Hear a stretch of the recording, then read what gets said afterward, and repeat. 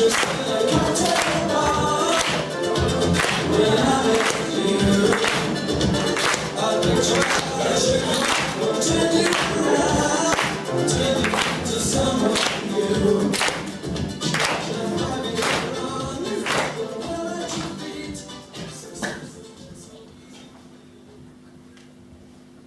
fair Potter, I've knocked your hour jaws on her face. 4 happy days bring in her new moon, but methinks how slow this old moon wanes. She lingers my desires like stepdame, a dowager long living out a young man's revenue. 4 days will quickly step themselves into night.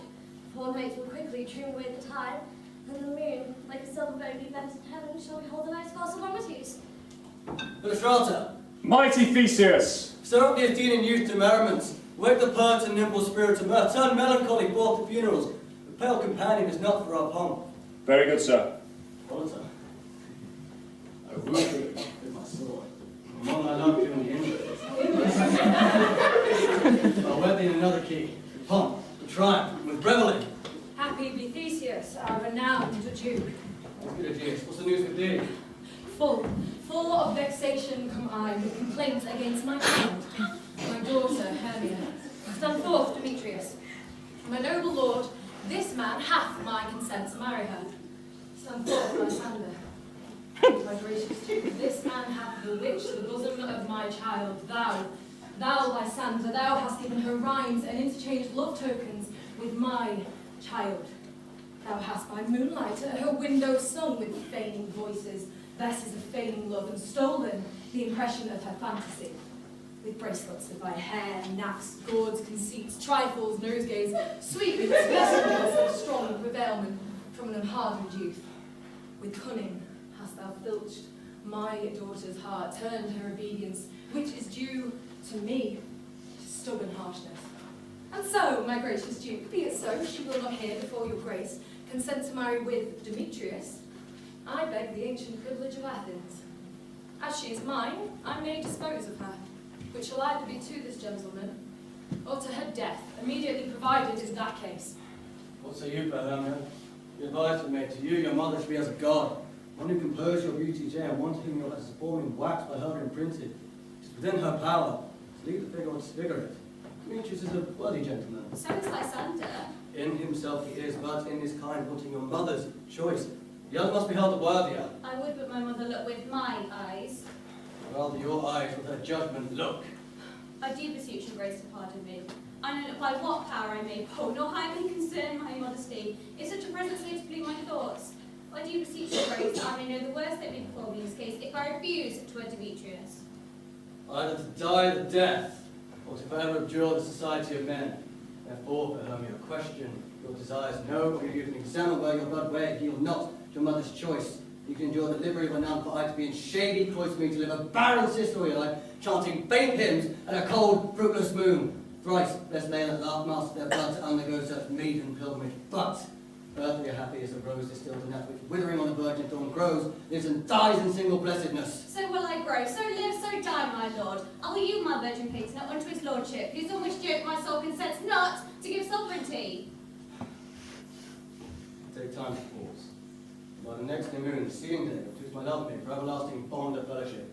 Upon that day, I pledge to die with disobedience to my will, or else to wed Demetrius as she would, or on the Naiad's altar protest by austerity and vow single life. Relent, sweet Hermia. Lysander, yield thy praised title to my certain right. You have her mother's love, Demetrius. Let me have Hermia's. What? To marry her? Scornful, Lysander. True, he hath my love, and what is mine, my love shall render him, and she is mine. All my love of her I bestow unto Demetrius. I am, my lady, as well devised as he, as well possessed. My love is more than his. My fortunes as every way is fairly rank, as if not with advantage of Demetrius. I am beloved of beauteous Hermia. Then why should I not prosecute my right? I'll avouch it to his head. He made love to Nerda's daughter, Helena, and won her soul. And she, sweet lady, dotes, devotedly dotes in idolatry upon this spotted and inconstant man. I must confess that I have heard so much, and with Demetrius thought to have spoke thereof, but being overfull of self-affairs, my mind did lose it. With Demetrius come, and Jesus, you should go along with some private schooling for you both. For you, Hermia, look you arm yourself to fit your fancy to your mother's will, or else the law of Athens use what which by no means we may extenuate to death to a vow single life. Come, Doctor, good cheer, my love. Demetrius, and Jesus, you should come along. You must employ in some bitters against my coming nuptial, compel you in something that nearly concerns yourselves. Duty and desire, we follow you.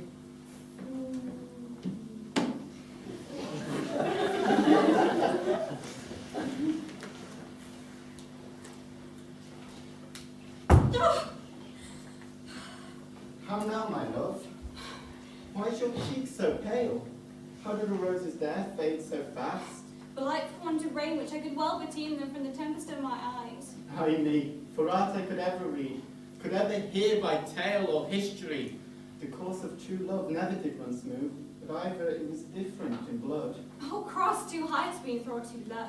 or else misgaffed in respect of years, Oh, spite too old to be engaged too young. or else it stood upon the choices of friends. Oh, hell to choose love by another's eyes. Or if there was sympathy in choice, war, death, or sickness did lay siege to it, making it momentary as sound, swift as a shadow, short as any dream, brief as the lightning in the collided night, so that a spleen can unfold both heaven and earth, giving power to a man to say, behold! The jaws of darkness do devour it up.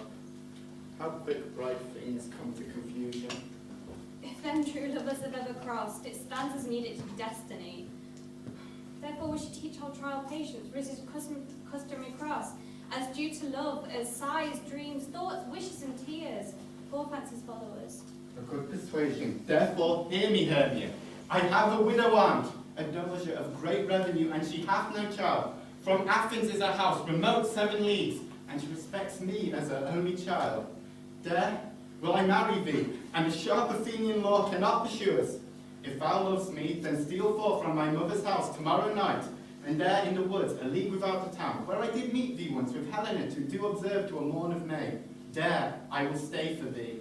My good Lysander, I swear to thee by Cupid's strongest bow, by his best arrow in the golden head, by the simplicity Venus does, by that which knitteth souls and prosper loves, by that fire which burned the Carthage queen and false Troyan under sail was seen, by all the vows that ever men have broke, in number more than ever women spoke. In that place that thou hast appointed me, will I truly meet with thee. Keep promise, my love.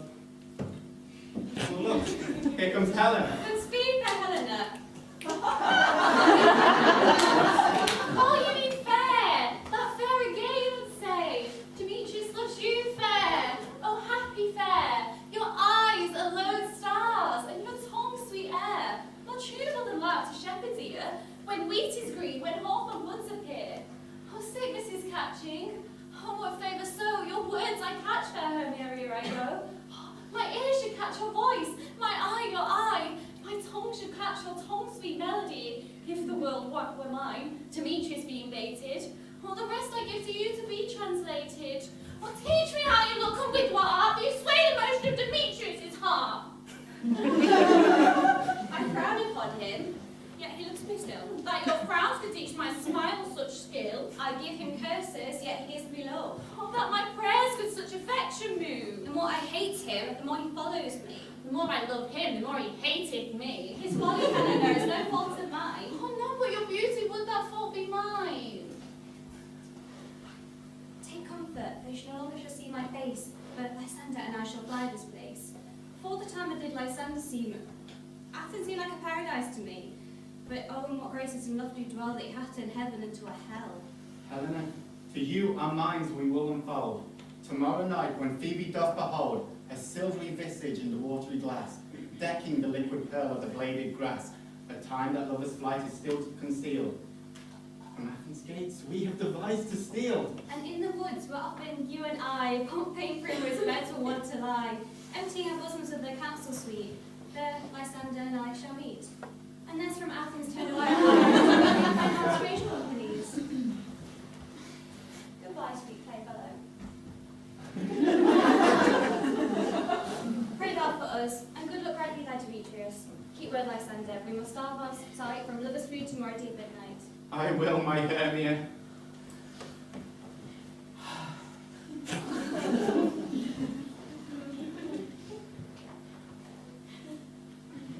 Helena! Adieu!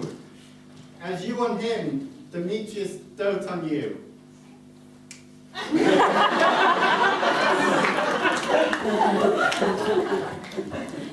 Oh, happy some over some other can be. Throughout Athens, I am far as fair as she. But what of that? Demetrius thinks not so. He will not know all that he doth know, and as he errs doting on Hermia's eyes, so do I admiring all of his qualities. So base and vile hold no quantity. Love can transpose to form and dignity. Love looks not with the eyes, but with the mind, and therefore his wing keepeth painting blind. Nor hath love's mind of any judgment taste, no eyes, no wings, figure, and unheeded haste. And therefore love is said to be a child, because in choice is so oft beguiled as waggish boys in games themselves for swear. And the boy love is perjured everywhere. And ere Demetrius looked on Hermia's eyes, he hailed down oaths that he was only mine. And from this hail of heat fair Hermia fell, so dissolved and hails of oaths did mell. I will go tell him of fair Hermia's flight. Thence the wood, tomorrow night he will pursue her. And for this intelligence, if I have thanks, it is great expense. But herein I mean to enrich my pain, to have his sight thither and back again.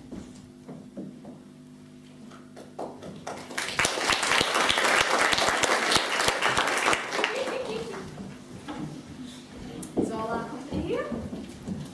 You'd best call them generally man by man according to the script. It is the scroll that every man's name thought fit through all Athens to play in our interlude before the Duke and Duchess on his wedding day at night. First, good be Prince, say what the play treats on, call forth your actors, and so grow to a point. Marry, our play is the most lamentable comedy and most cruel death of Pyrrhus and Thisbe. A very good piece of work, I assure you, and a merry. Now, good be Prince, call forth your actors by the scroll. Masters, spread yourselves.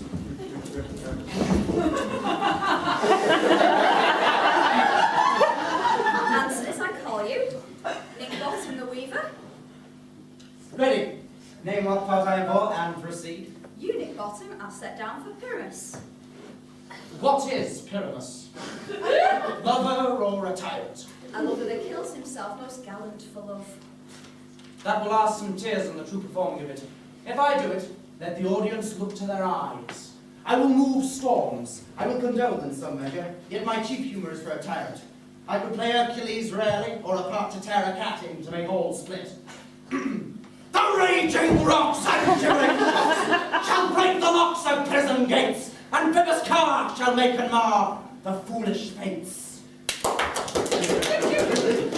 This is lofty. Now name the rest of the players. This is Hercules' vein, a tyrant's vein. A lover is more condoling.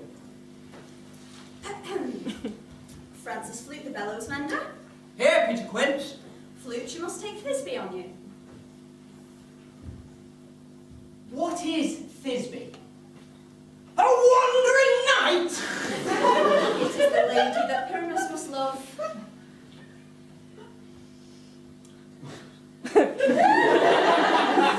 Nay, Faye, let me not play a woman. I have a beard coming. Do to ask and speak as small as you will. And I may hide my face, let me play Thisbe too, and I shall speak in a monstrous little voice. It is thy lover, dearly. You must play Pyrrhus, and Flute you Thisbe. Well, proceed. Robin Starveling the tailor. Hey, Peter Quince. Robin Starveling, you must play Thisbe's mother. Tom Snout the tinker. He Peter Quince. You will play Pyrrhus' father. Myself Thisbe's father. Snug the joiner. You the lion's part. And I hope here is a play fitted. Have you the lion's part written? If it be so, I pray you, may I have it, for I am slow to study. You may play it, Xenomorph, it is nothing but roaring. Let me play the line and I will roar at you and say, let him roar again, let him roar again. Do it too. It's lovely. They were shrieking. That were enough to hang us all. That would hang us all, every mother's son. Son, I grant you, if you should fright the ladies out of their wits, they would have no discourse but to hang us. But I will roar you as gently as any sucking dove. I will roar you or any nightingale. You can play no part but Pyramus. For Pyramus is a sweet-faced man, a proper man, as one would see in a summer's day, a most lovely, gentleman-like man. Therefore you must needs play Pyramus.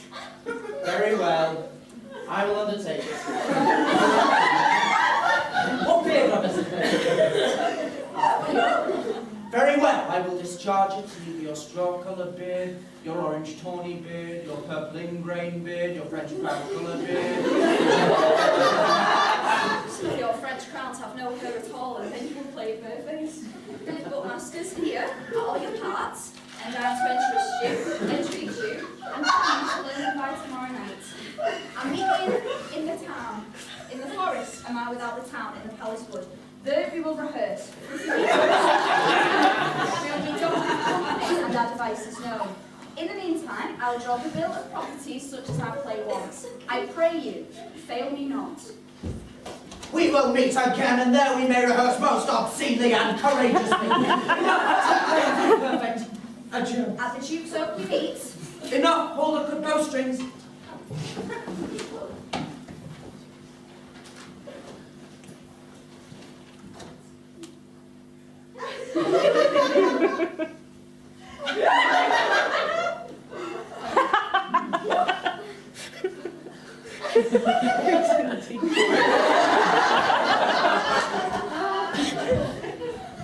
How now, spirit?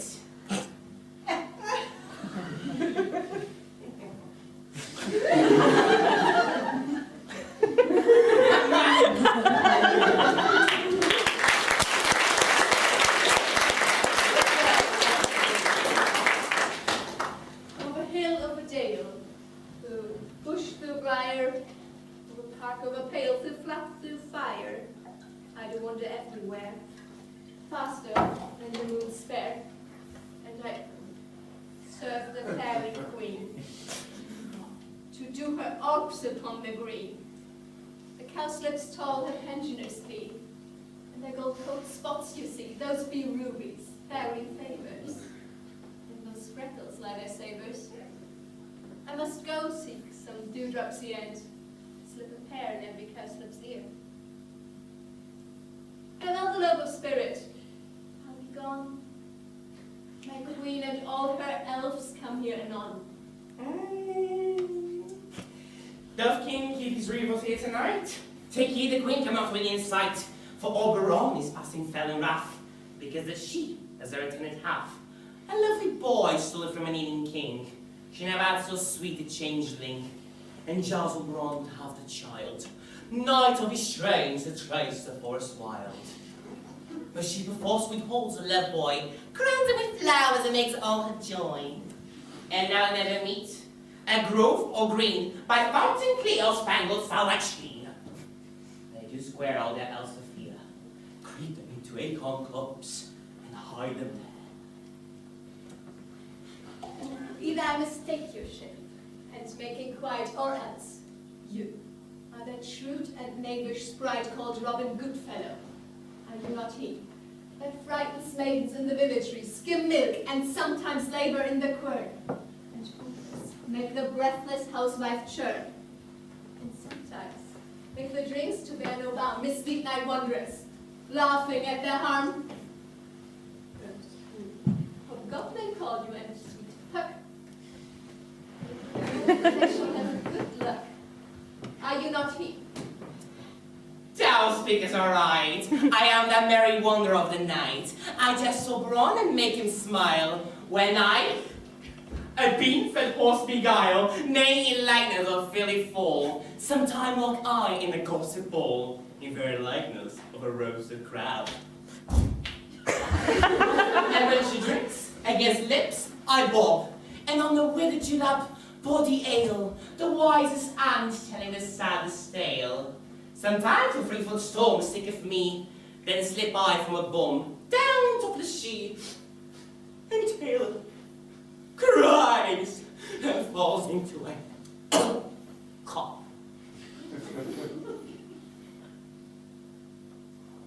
Falls into a cough.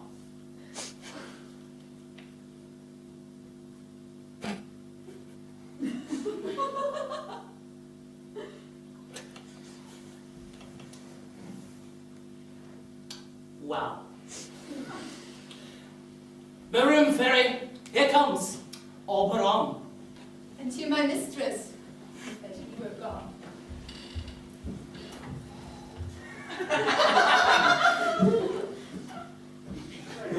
Led by moonlight proud, Titania. What? Jealous, Oberon? Fairy, skip hence, I've forsworn its bed and company.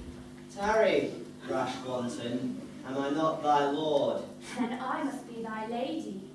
But I know when thou hast stolen away from fairyland, and in the shape of Corin sat all day, playing on pipes of corn and versing love to amorous Phillida. Why art thou here? Come from the farthest steppe of India, but that forsooth, the bouncing Amazon, your buskined mistress and your warrior love to Theseus must be wedded, and you come to give their bed joy and prosperity. How canst thou thus for shame, Titania? Glance at my credit with Hippolyta, knowing I know thy love for Theseus. Didst thou not lead him through the glimmering night from Perigene, whom he ravished, and make him with Phaeagles break his faith with Adrian and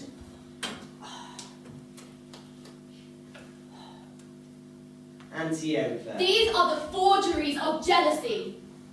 And never since the midsummer spring met we on hill, in dale, forest, or mead, by paved fountain, or by rushy brook, or in the beached margins of the sea, to dance our ringlets to the whistling wind.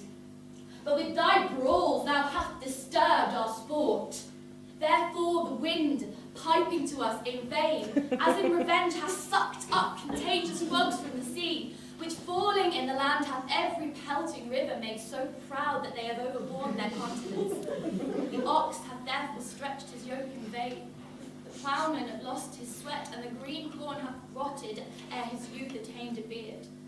The fold stands empty in the drowned field, and crows are fatted on the Murrian flock. The 9 men's morris is filled up with mud, and the quaint mazes in the wanton green for lack of tread are undistinguishable. The human mortals want their winter here. No night is now with hymn nor carol blessed. Therefore, the moon, governess of floods, pale in her anger, washes the air that rheumatic diseases do abound. And thorough this distemperature we see the seasons alter. Hoary-headed frost far in the fresh lap of the crimson rose, and on old Higham's thin icy crown, an odorous chaplet of sweet summer buds are, as in mockery set. The spring, the summer, childing autumn, angry winter, all do change their wonted liveries, and the mazed world by their increase now knows not which is which. This same progeny of evils come from our debate, from our dissension. We are their parents and original. Do you amend it then? It lies in you. Why should Titania cross her Oberon? I do but beg a little changeling boy to be my henchman. Set your heart at rest. The fairy land buys not the child of me. His mother was a votress of my order, and full often in the spiced Indian air by night has she gossiped by my side, and sat with me on Neptune's yellow sands, marking me embarked traders on the flood, where we have laughed to see the sails conceive and grow big-bellied with the wanton wind, which she with pretty Andrew's swimming gait following did imitate, her womb then rich with my young squire, and would sail upon the land to fetch me trifles, and return again as from a voyage, rich with merchandise. But her being mortal, of that boy did die. And for her sake do I rear up her boy, and for her sake, I will not part with him. How long within this wood intend you stay? Perchance till after Theseus' wedding day, if you will patiently dance in our round and see our moonlight revels, go with us. If not, shun me, and I will spare your haunts. Give me the boy, and I will go with thee. Not for thy fairy kingdom. Fairies away! I shall chide downright if we don't stay.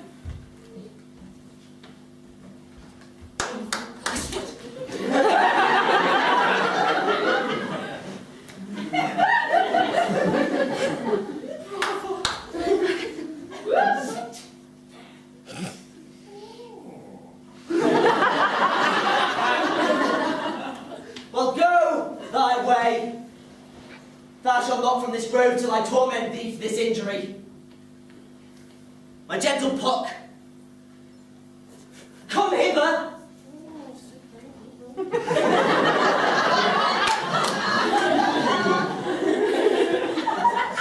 Thou rememberest, or once I sat upon a promontory, and heard a mermaid upon a dolphin's back, uttering such harmonious and dulcet breath, that the rude sea grew civil at her song, and certain stars shot madly from their spheres, that they might hear the sea maid's music.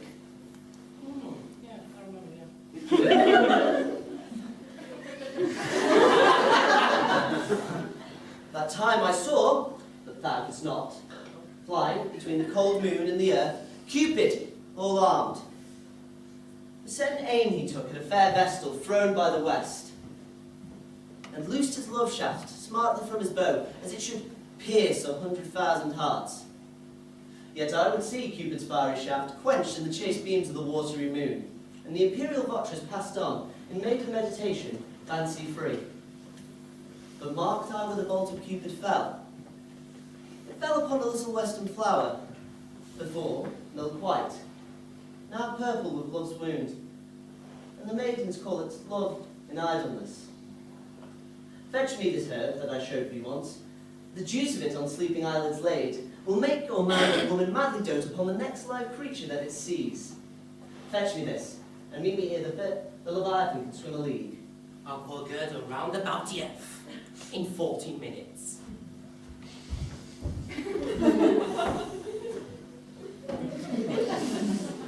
Once I have this flower, I'll watch Titania, when she is asleep, and drop the juice of it in her eyes, so that the next thing she waking looks upon, be it wolf, bull, bear, or meddling monkey or on busy ape, she shall pursue it with the soul of love. And ere I take this charm off from her sight, as I can take it with another herb, I'll make her render up her page to me. But who comes here? I am invisible, and I shall overhear their conference. I love thee not, therefore pursue me not. Where is Lysander for Hermia? The one I'll slay, the other slayeth me. Thou toldest me there is still unto this wood, and here am I, and wood within this wood, because I cannot meet my Hermia. Hence get thee gone, follow me no more. Oh, you draw me, you hard-hearted adamant. You draw an iron, but my heart is true as steel. I'll leave you not your power to draw, and I'll have no power to follow you. Do I entice you? Do I speak you fair? Or do I not in plainest truth tell you I do not, nor cannot love you? Oh, and for that do I love thee the more. I am your spaniel! I will fawn on you. Use me but as your spaniel. Swear me, smash me, neglect me, leave me Please, can I beg in your love? It's such a high respect that means we use to use your dog. Take not too much of hatred in my spirit, for I am sick when I do look on thee. And I am sick when I look not on you. You impeach your modesty too much to leave the city and commit yourself in the hands that loves you not, to trust the opportunity of night and the ill counsel of a desert place with the rich worth of your virginity. Your virtue is my privilege, but it is not night when I do see your face. Therefore I think I am not in night, nor doth the woodlands worlds of company. But in my respect you are all the world. Then how can it be said of alone when all the world is here to look on me? I'll run from thee and hide me in the brakes and leave thee to the mercy of wild beasts. Oh, the wild have not such a heart as you. Run when you will. Oh, the story shall be changed. Oh, pod of flies and Daphne holds the chase. The mild kind, the duck pursues a griffin and the mild kind makes speed to catch a tiger. Bootless speed when cowardice pursues a mallard flies. I'll not stay thy questions, let me go. Or, if thou dost follow me, do not believe that I will do thee mischief in the woods. I in the temple in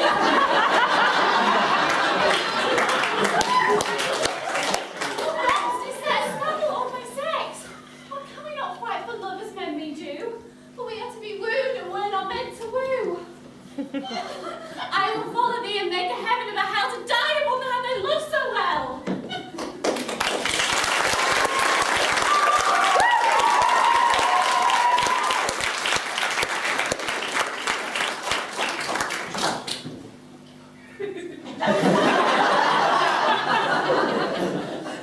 Fare thee well, nymph. Ere we leave this grove, thou shalt fly him, and he shall seek thy love. Hast thou the flower there? Aye, there it is.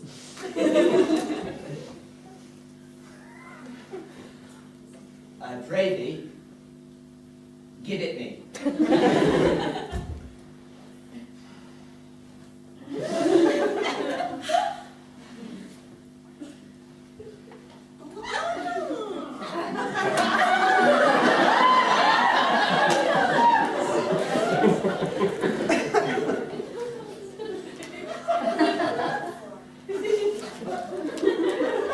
No bank where the wild thyme blows, where ox slips and the nodding violet grows. Quite over canopied with luscious woodbine, where sweet moss grows as an eglantine. There lies Titania, some time of the night, lulled in these flowers with dances and delight. And there the snake froze her enamelled skin, weed wide enough to wrap a fairy in. I'll streak the juice of this in her eyes and make her full of hateful fantasies. Take thou some of it and seek through this grove. A young Athenian lady is in love with a disdainful youth. Anoint his eyes, but do it when the next thing he espies may be the lady. Effect this with great care, and he shall prove more fond on her love than she upon his. And look thou me hear the first cock crow. Fear not, my lord, your servant shall discern.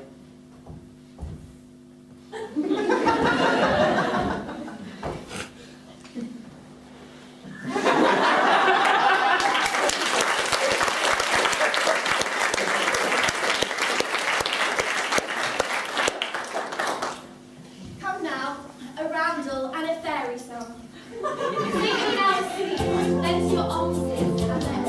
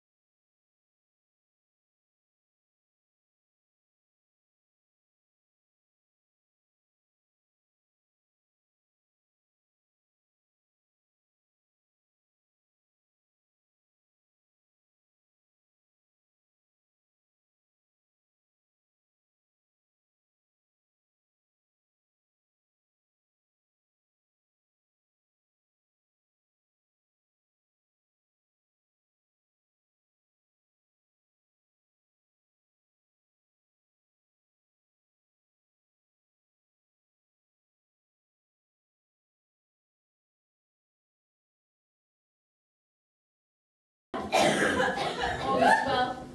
One aloof stand sentinel.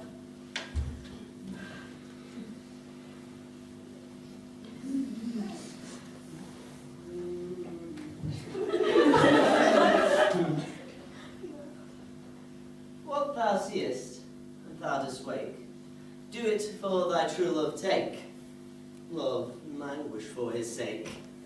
Be it ounce, cat, or bear, pard, or boar with bristled hair.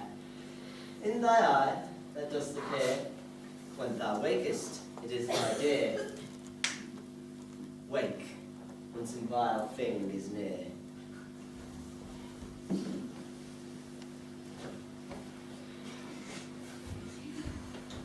Fair love, you faint from wandering in the woods, and to tell truth, I have forgot our way.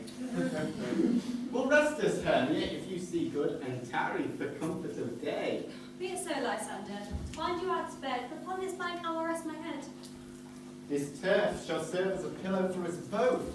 One heart, one bed, two bosoms, and a single trough. Nay, good Lysander, for my sake, my dear, life further off, do not lie so near. Oh, take sense, sweet of my innocence. Love takes meaning in love's conference, by which I mean my heart is unto you knit, so that one heart we can make of it. Two bosoms interchained by an oath, so that two bosoms and a single trough. So then by your side, no bedroom need deny, for like so, Hermia, I do not lie. Lysander riddles very prettily, which beshrew my manners and my pride if Hermia meant to say Lysander lied. But gentle friend, for love and courtesy, lie further off. In human modesty, such separation as may well be said becomes a virtuous bachelor and a maid. So, if part be distant, a good night, sweet friend. Thou wilt never alter till thy life's sweet end. Amen. To that fair prayer say I. And end life when I end loyalty. Here shall serve as my bed. Oh, come, gentle day, give me thy rest. And with half that wish, the wishes I be pressed.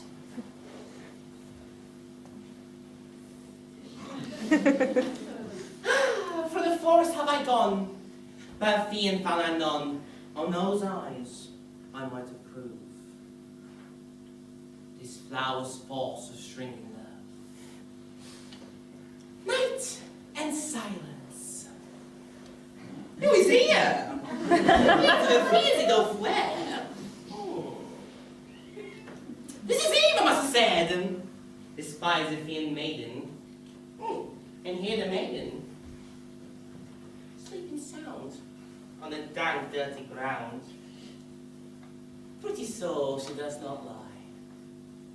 Near this lack love, this skill courtesy, upon thy eye I throw all the power this charmed love own. When thou wakest, let love forbid, sleep and sit I lit, so awake when I am gone. For I must now to Oberon.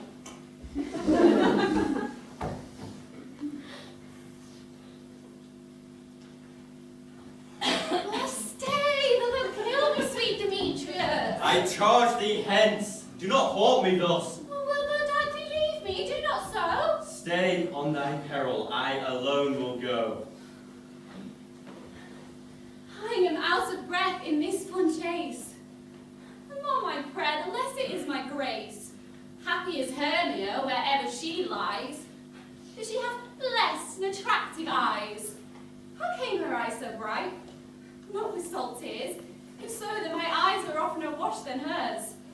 No, no, I am ugly as a bear, for beasts that meet me run away for fear.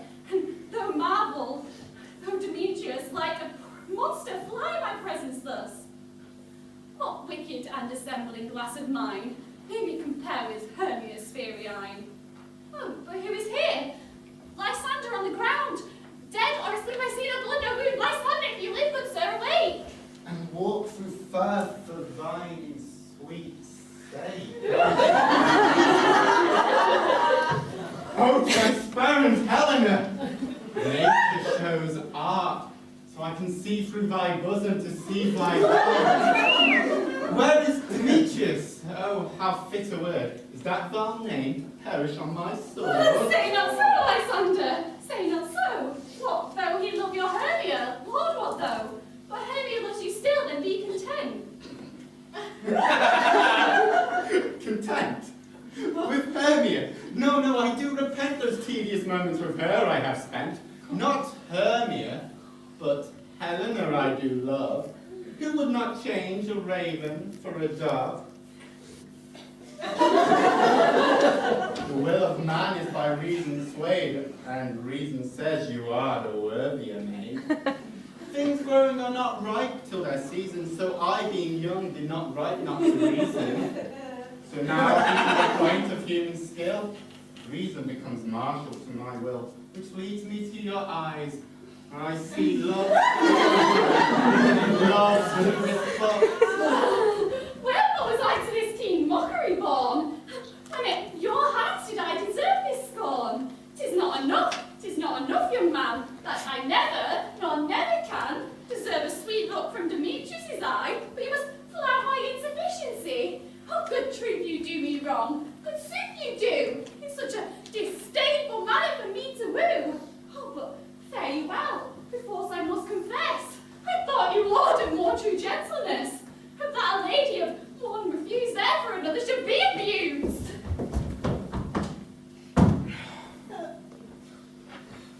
She sees not Hermia. Hermia, sleep thou there, and never mayest thou come Lysander near. For as I surfeit to the sweetest thing, the deepest loathing to the stomach brings. And all heresies that men do leave are hated most that they did deceive. So thou, my surfeit and my heresies, are all but hated, but of most of me, and by all my power, to address my love and my might, to honour Helen and to be her knight.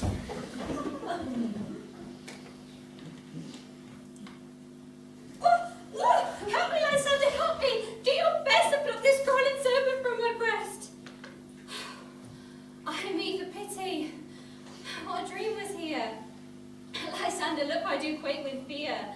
Methought a serpent ate my heart away, and you stood smiling at his cruel prey. Lysander, what removed? Lysander, Lord, no sound, no words, out of hearing, gone. Alack, where are you? Speak, and if you hear, speak of all loves. I do almost swoon with fear. No, I perceive you're not nigh. Either death or you are found immediately.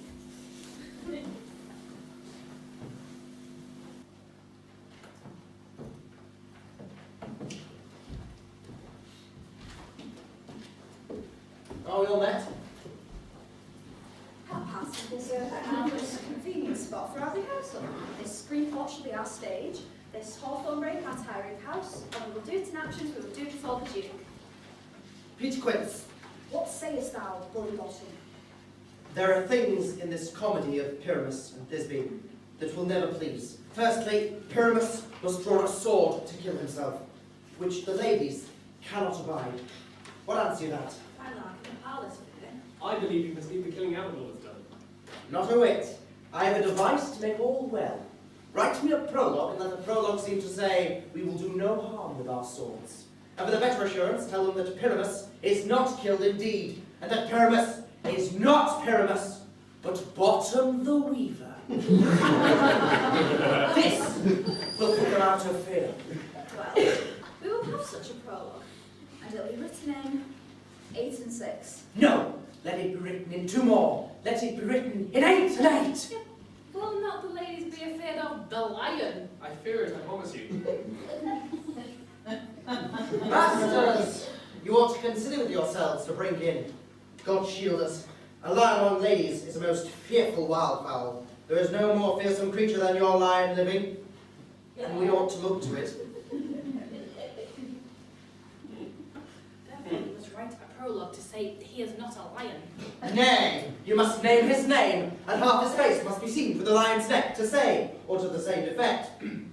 Ladies, or fair ladies, I request you, or I would entreat you, not to fear, not to tremble. If you think I come here as a lion, it were the pity of my life. No, I am a man. And then let him name his name, and tell them plainly he is Snug the Joiner. Well, it shall be so, but there is 2 hard things, that is, to bring the moonlight into the chamber, for, as you know, Pyramus and Thisbe meet by moonlight. Doth the moon shine for the night we play our play?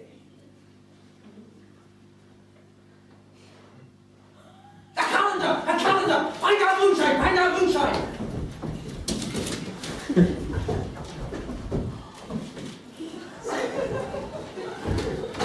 Yes, it doth shine that night.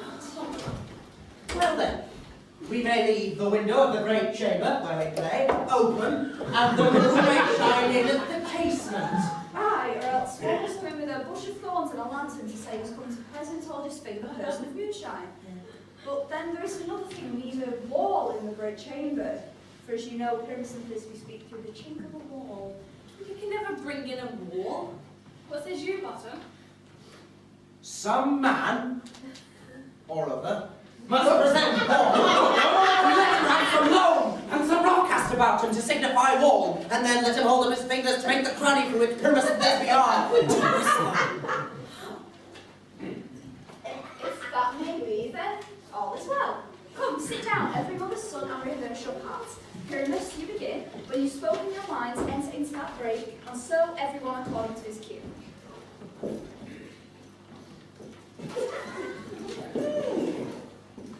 What heaven homespawns every sparrow here? So near the cradle of the fairy queen. What a play toward. I'll be an auditor, an actor too, perhaps, if I see calls. Pyramus, speak, and Thisbe, stand forth.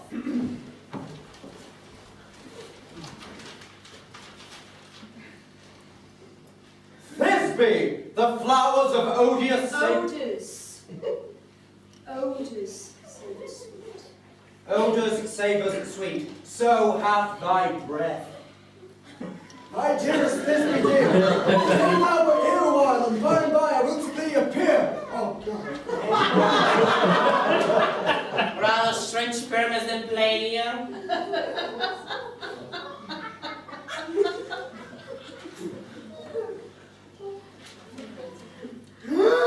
Must I speak now? But you must understand, he's gone but to see a noise that he heard, and is to come again.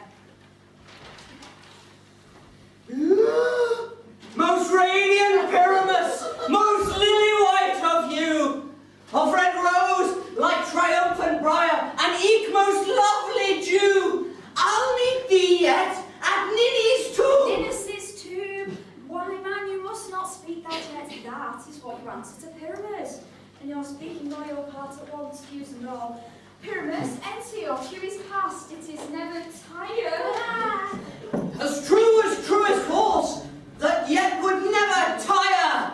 If I were fair Thisbe, I would only die. Our thoughts do so strange, we are haunted. Pray, masters, fly, masters, help!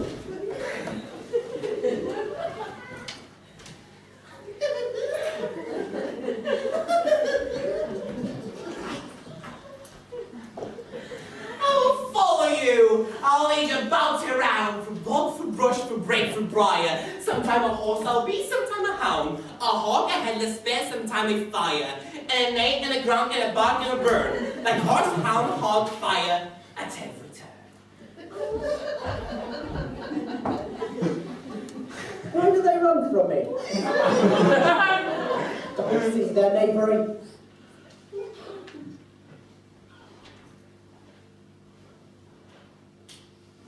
Ah! Bottom, thou art changed! What do I see on thee? What do you see? You see an asshead of your own, do you?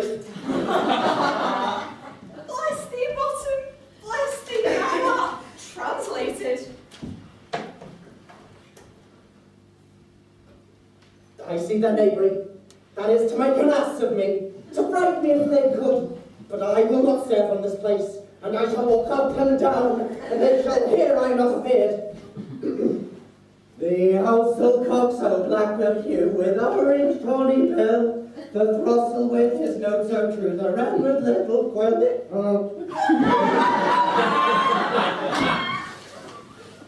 What angel wakes me from my flower?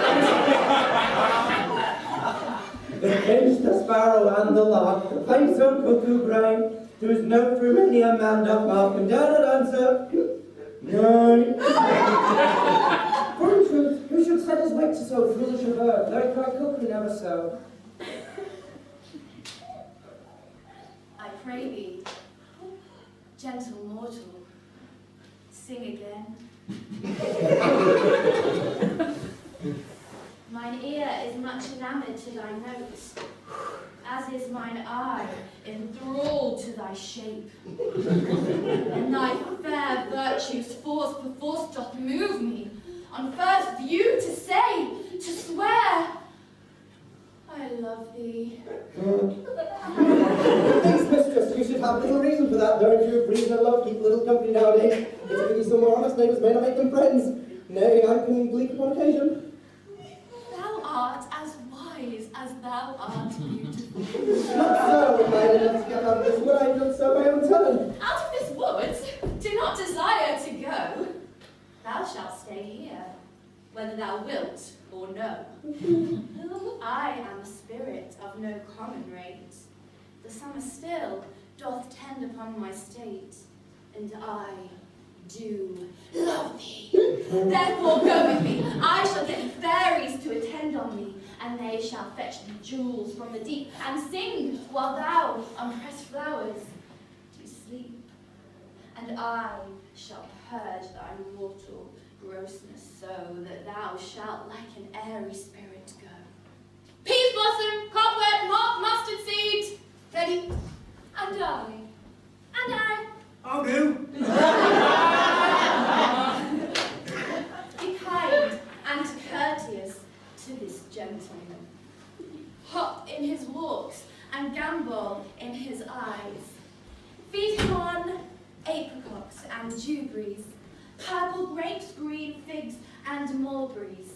The honey bags steal from the humble bees, and for night tapers crop their waxen thighs, and light them at the fiery glowworm's eyes, to have my love to bed, and to arise, and pluck the wings from painted butterflies, to fan the moonbeams from my lover's eyes.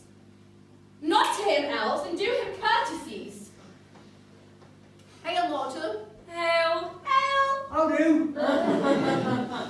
I cry your worship's mercy heartily. I beseech your worship's name. Cobweb. Goodness, your cobweb, if I cut my finger, I shall make bold with you. Your name, honest gentleman. Peas blossom. Goodness, your peas blossom. I pray you commend me to your mother, Mistress Squash, and your father, Master Peascod. I shall desire you more acquaintance, good Master Peas blossom. Your name, honest gentleman. Shh.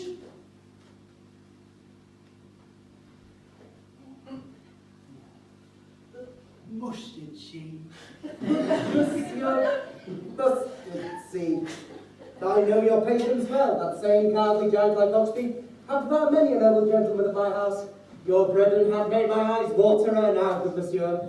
I shall deserve you more acquaintance. Fairies, away. Come, lead him to my bower. The moon, methinks, looks with a watery eye, and when she weeps, weeps every little flower, lamenting some enforced chastity. Tie up my lover's tongue. Bring him silently.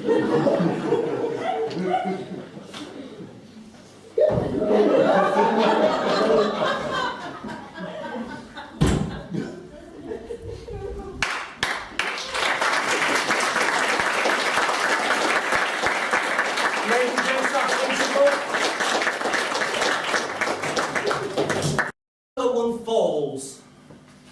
Their sense does weak, but their fears are strong. Make senseless things begin to do them wrong. I led them on in this destructive fear, and left sweet bitterness translated there. So in that moment, it came to pass. Titania, await, and straightway love the Nars. This falls out better than I could have devised. I know.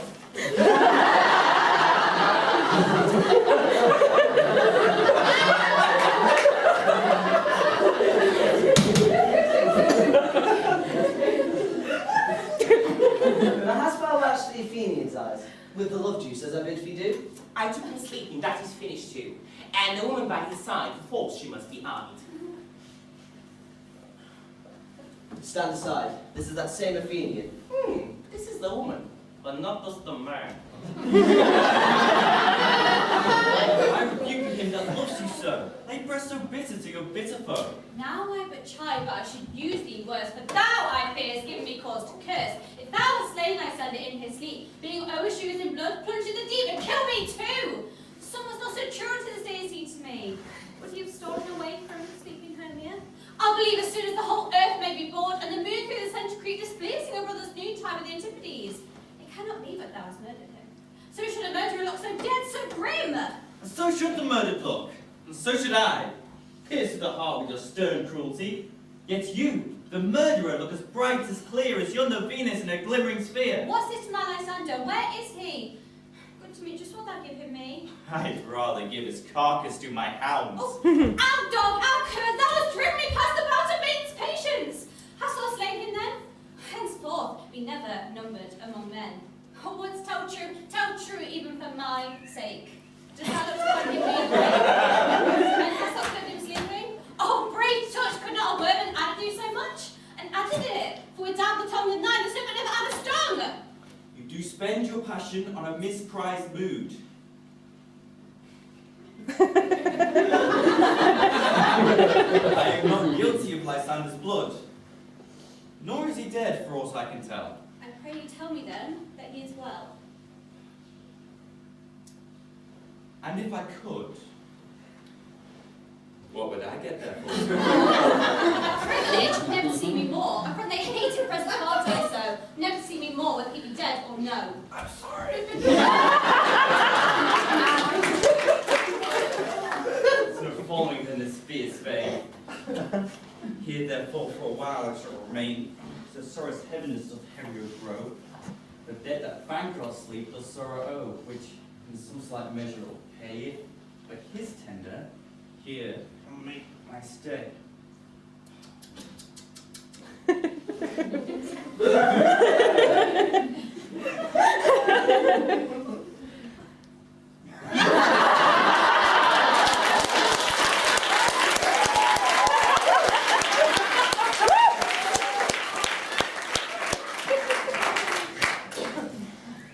What hast thou done? Thou hast quite laid the love juice on some true love's sight. Of thy this prison must perforce ensue, that a true love turned, and not a false turned true. And one no rules one. One man holding truth, a million fail. Confounding hopefulness. Don't touch me.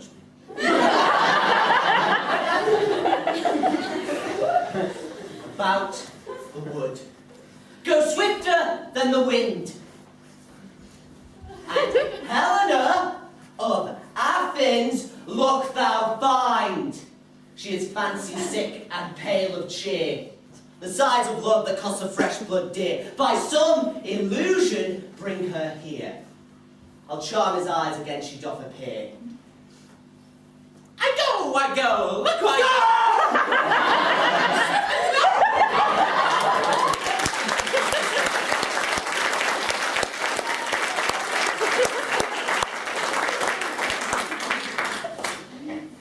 Flower of this purple dye, hit with Cupid's archery, sink in the apple of his eye, that when his love he doth espy, let her shine as gloriously as the Venus of the sky.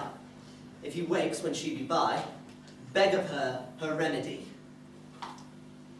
Captain of Fairy Band. Helena is near at hand, and the youth must look by me, falling lover's fee. Shall we pageant see, Lord? What fools these mortals be? Stand by. The noise they make will cause Demetrius to awake. Ooh, then the two are once with one, and that must needs be sport alone. And those things do best please me. That befall preposterously. Why should you think I should woo in scorn? scorn and derision never come in tears. Look, when I vow, I weep, and vow so born in a nativity all truth appears. How can these things in me seem scorn to you, bearing the badge of faith to prove them true? Oh, you do advance your cunning more and more, when truth kills truth. Oh, devilish holy brave, these vows are Hermia's. Will you give her over? Weigh oath with oath, and you will nothing weigh. Your vows of her and me, pointing two scales will even weigh, and both as light as tails. I had no judgment to her when I did swear. Oh, no, not in my mind, now you give her over. Demetrius loves her and loves not you.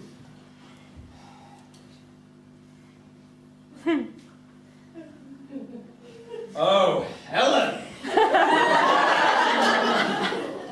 Goddess! Nymph! Perfect! Divine! To what, my love, shall I compare thine eye? Crystal is muddy. Oh, how ripe in show those lips, thy kissing cherries tempting grow. The pure, congealed white, high Taurus' snow, fanned with the eastern winds, turns to a crow when thou holdest up thy hand. Oh, let me kiss this princess of pure white, seal of bliss.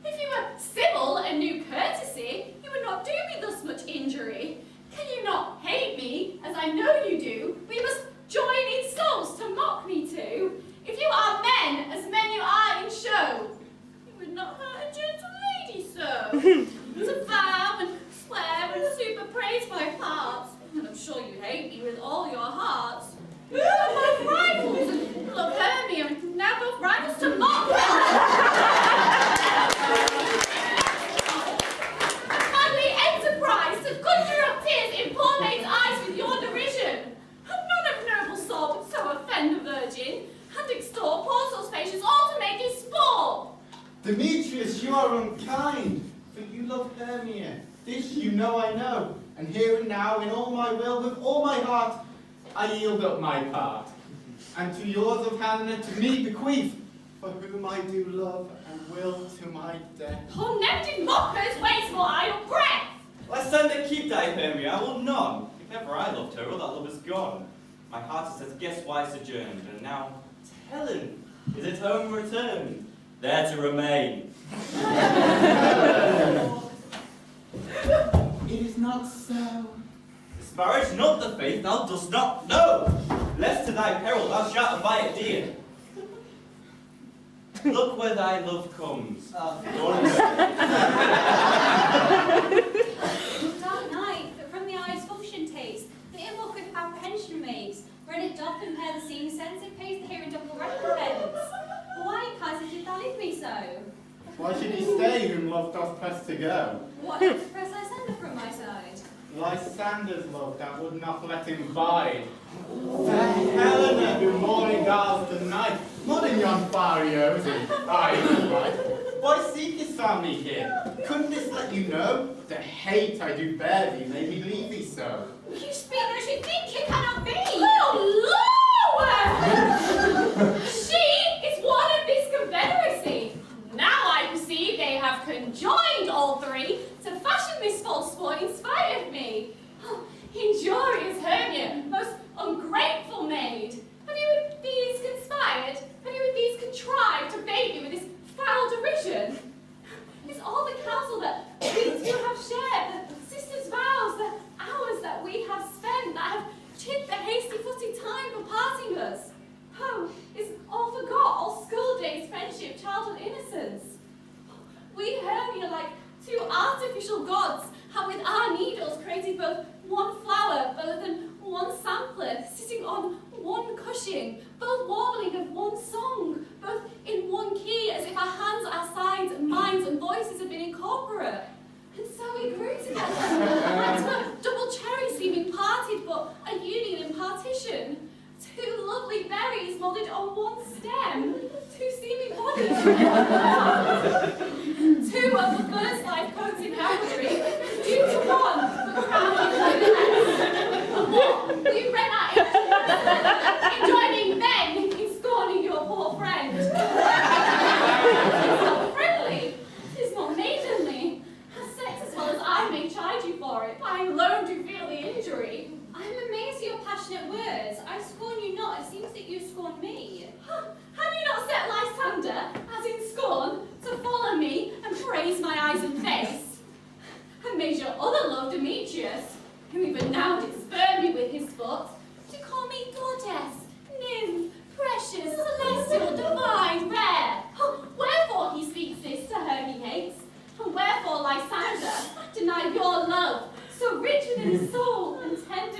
lofty perfection, but by your setting on, by your consent.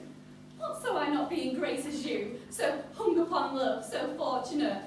But miserable knows to love unloved, this you should pity rather than despise. I understand not what you mean by this. Oh, I do! Counterfeit, persevere, sad looks, make mouths upon me when I turn my back, wink at each other, hold the sweet jest up. This sport well carried shall be chronicled. If you have any pity, grace, or manners, you will not make me such an argument. But fare you well, 'tis partly my own fault, which death or absence soon shall remedy. Helen, stay! Hear my excuse. My love, my life, my soul, fair Helen. Oh, excellent! But you do not scorn her so. She cannot entreat, I can compel. Thou cannot entreat more than she compels. Thou threats have no more strength than her weak prayers. Helena, I love thee, by my life I do, by which I will lose for thee to prove whoever says I don't, false.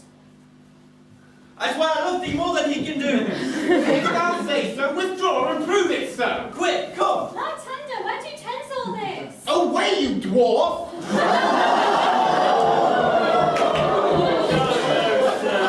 You'll seem to break loose, take on as you would follow, but yet come not. You're a tame man, go. Hang up, thou cat! Thou burr, vile thing!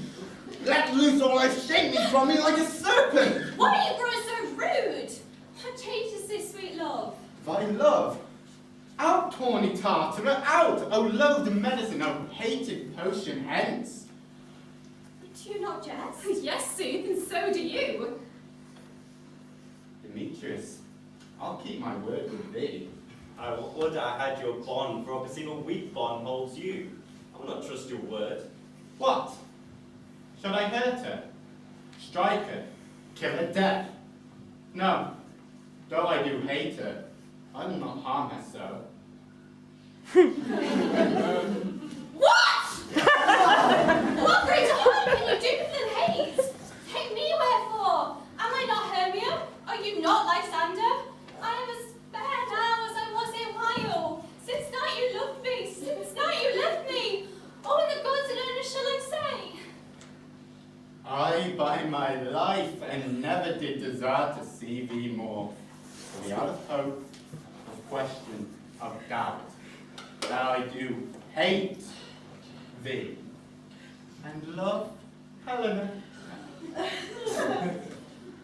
Oh me, you juggler, you canker blossom, you thief of love, have you come by night, stolen my love's heart from him? What fine faith! Have you no modesty, no maiden shame, no touch of bashfulness? What, will you tear impatient answers from my gentle tongue? Oh, fie, you counterfeit, you puppet, you! Puppet! Why so? Aye, that way goes the game. I see that she hath made compare between our statures. She hath urged her height, and with her personage, her tall personage, with him. I know you grow so high in his esteem because I'm so dwarfish and so low. Speak, how low am I, thou painted maypole? How low am I? I'm not yet so low that my nails can reach unto thine eyes.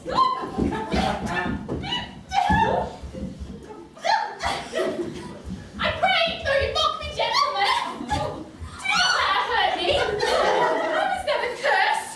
I have no gift to all insurishness. I'm a right maid for my cowardice. Let her not strike me.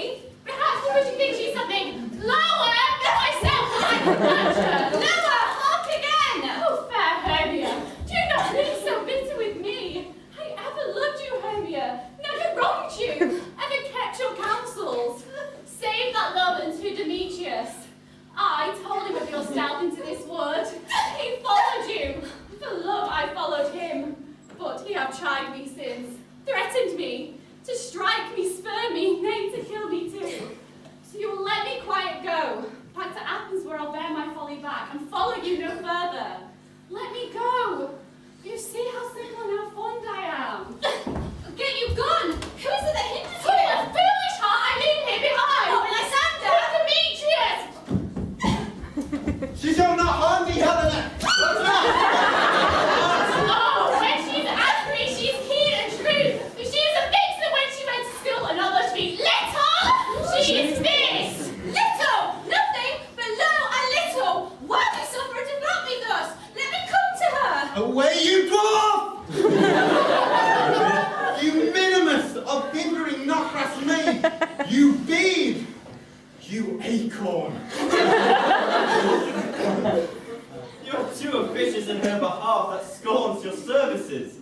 Let her alone, speak not of Helena. Take not her part, for if thou dost intend never so little show love to her, thou shalt abide it. Now she holds me not. So follow, if thou darest, to prove whose right of thine or mine is of most of Helena. Follow?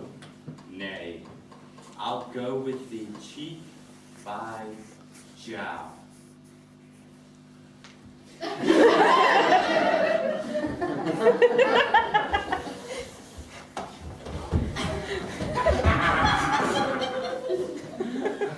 You mistress, all this coil is long of you. Go not back. I will not trust you. No longer stay in your cursed company. Your hands may be quicker for a break, but my legs are longer to run away.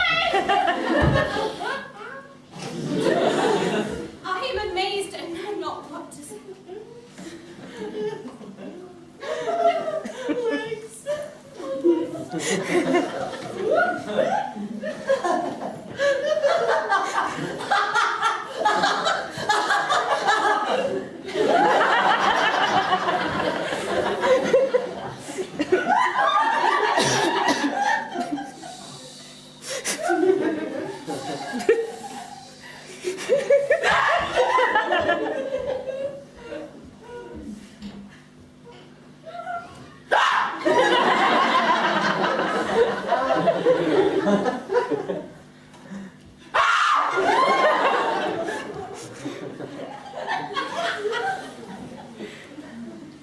This is thy negligence.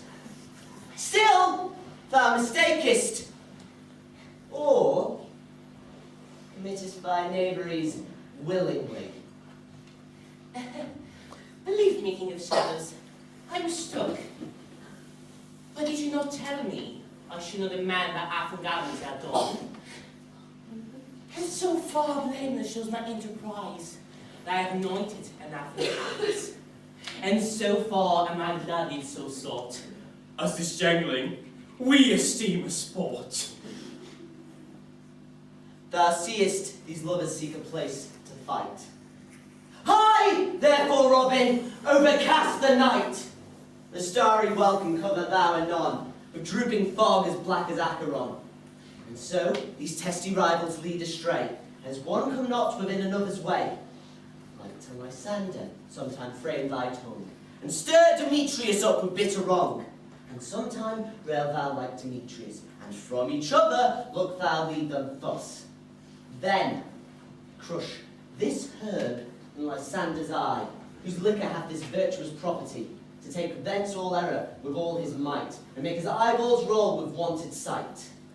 Then, when he wakes, all this derision shall seem a dream and fruitless vision. And back to Athens shall the lovers wend, with league whose date till death shall never end. Whilst I in this affair do thee employ, I'll to my queen and beg her Indian boy. Then I will a charmed eye release from monsters' view, and all things shall be peace. My fairy king, this must be done with haste, for swift dragons cut the clouds full fast, and yonder shines are always harbinger to those ghosts wandering here and there. Trip home, churchyards, damn spirits all, that in churchway flews have burial, or ready to the lonely beds are gone. And fear least they should look ashamed upon, and wilfully exile themselves from light. Must I console from black-brown night? But we are spirits of another sort. I, the morning's lord, have oft made sport, and like a forester may tread the grove, even till the eastern gate, all fiery red, opens on Neptune with his fair blessed beams, turning into yellow gold his salt green streams. Notwithstanding haste, make no delay. We may effect this business ere yet day. Up and down. Up and down. I'll lead them up and down. I am feared in field and town. God leads them up and down. Here comes one. Where art thou, proud Demetrius? Show thyself. Here, villain, drawn and ruddy, where art thou? I will be with thee straight. Follow me then, or fighting plain the ground.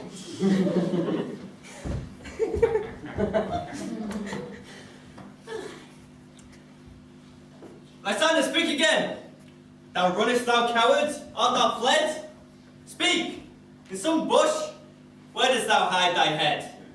Thou coward! Thouest lookest for the stars, turning the bushes, and thouest lookest for wars, and wilt not come? Come, recruit! Come, child!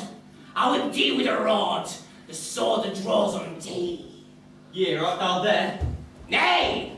Follow my voice! We'll try my manhood here. Come!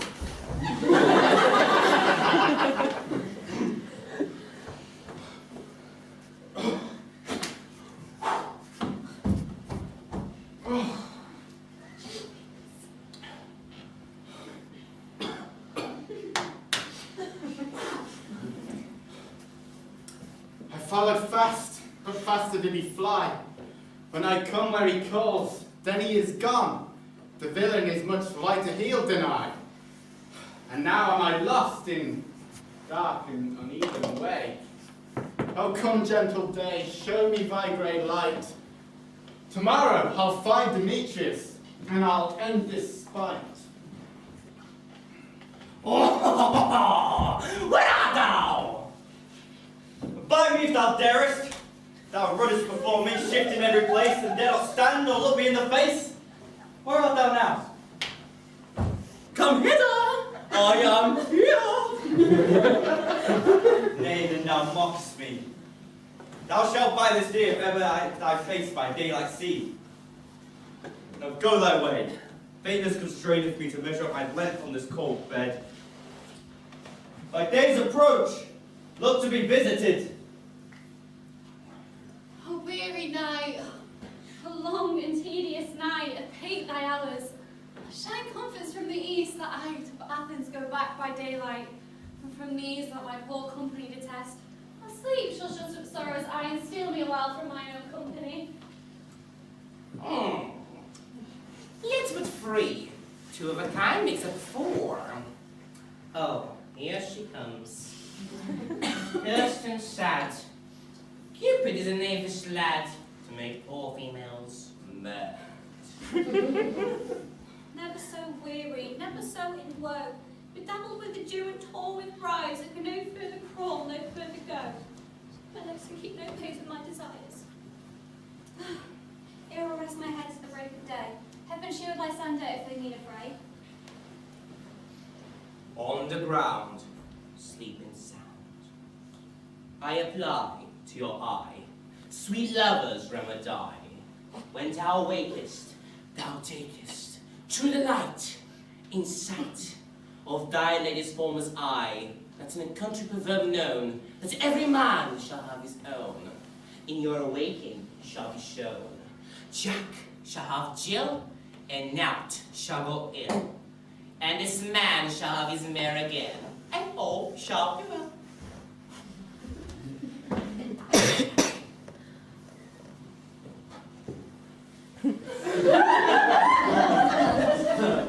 Come, sit thee down upon my flowery bed,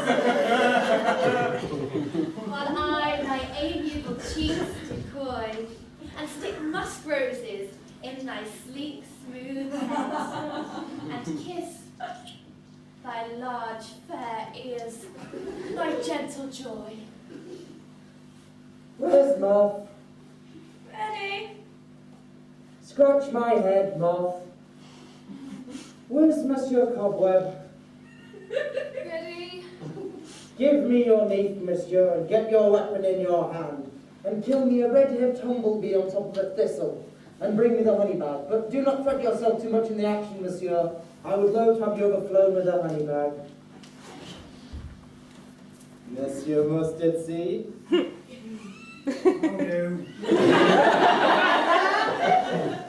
Give me your knife, monsieur. What is thy will? Nothing good, monsieur, but help cavalry moth to scratch.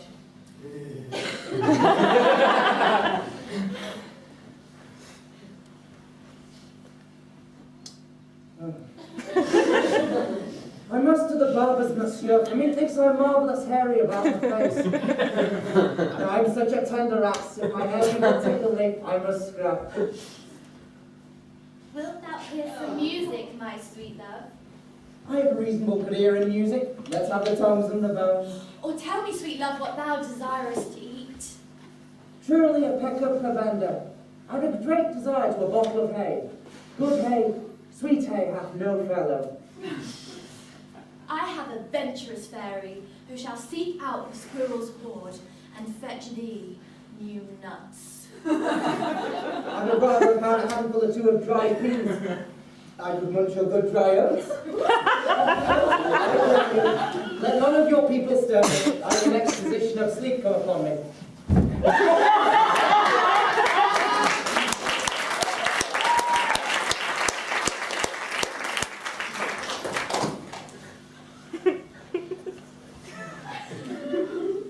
Sleep thou, and I will wind thee in my arms. Fairies, away!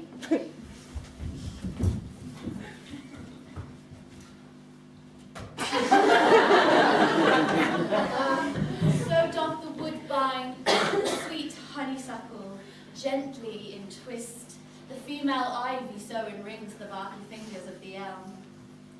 Oh, how I love thee! How I dote on thee!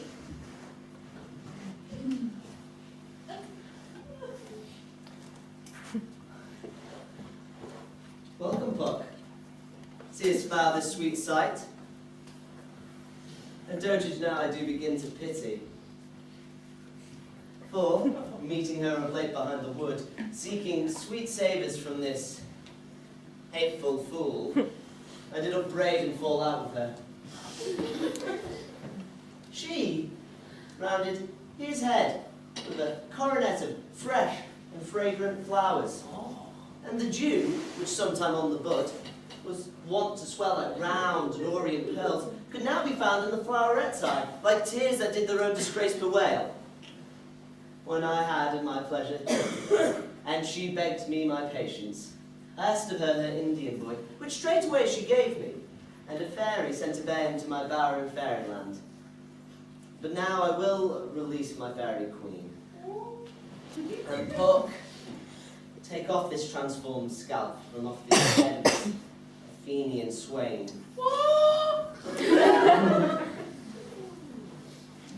So that he, awaking when the others do, may back again to Athens repair, and all this night's accident shall seem a dream. Be as foul as wants to be. See as foul as wants to see. Dian's bud, or Cupid's flower, have such force and blessed power. Awake, my fairy queen.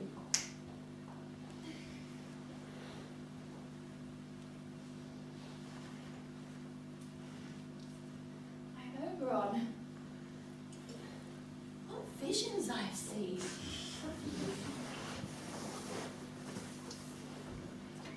Methought I was enamored of an ass.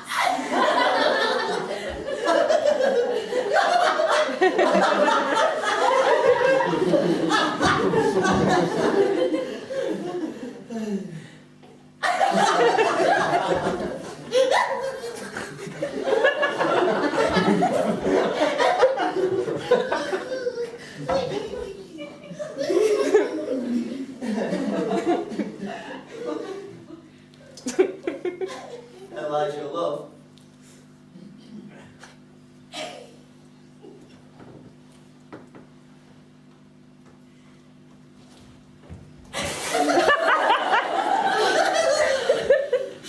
How came these things to pass? Oh, how my eyes too low this visage now. Silence is answer one. Puck, take off his head. Sound music, and strike more dead than common sleep. And these find the senses. Music ho! Music such that charm asleep. When down eyes full speak.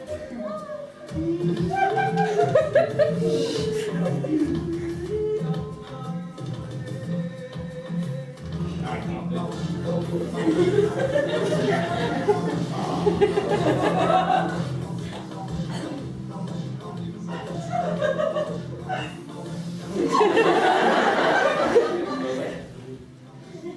the jungle, the Tanya loves a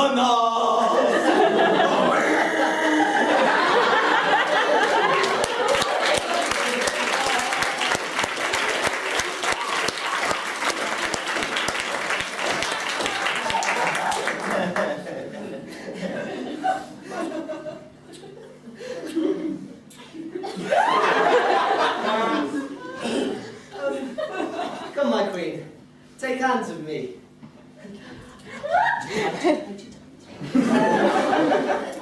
Very king, at 10 in mark, I hear the morning lark.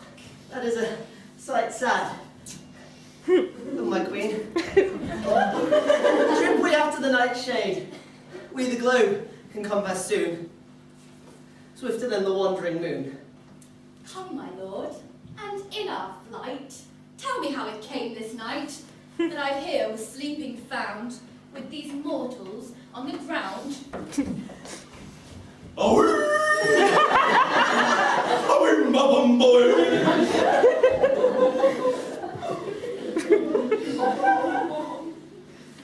Go on, you. Find out the forester. No observation is performed, and since we have the moment of the day, I love to hear the music of my hounds. I'm coupling the western valley to dispatch, I say, find me this forester. We will, my queen, up to the mountain's top, among the musical confusion of hounds and echoing conjunction. I was with Hercules and Cadmus once when in a wood crates they paved fair with Hans of Sparta. Never have I heard such gallant charging from sides of the mountains, the skies, the groves, every region near, seemed all one mutual cry.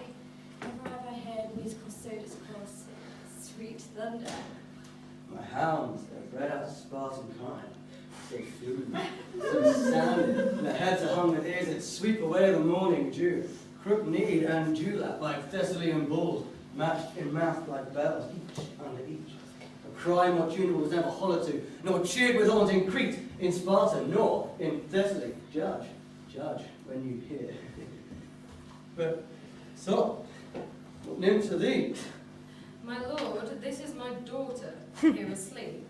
And here Lysander, here Demetrius, and here old Nerda's Helena. I wonder of them being here together. No doubt there rose up early to observe the rites of May, and hearing of our intent came to grace our solemnity. But, speak, Aegeus, this is not the day that Hermia should give answer to her choice. It is, my lord.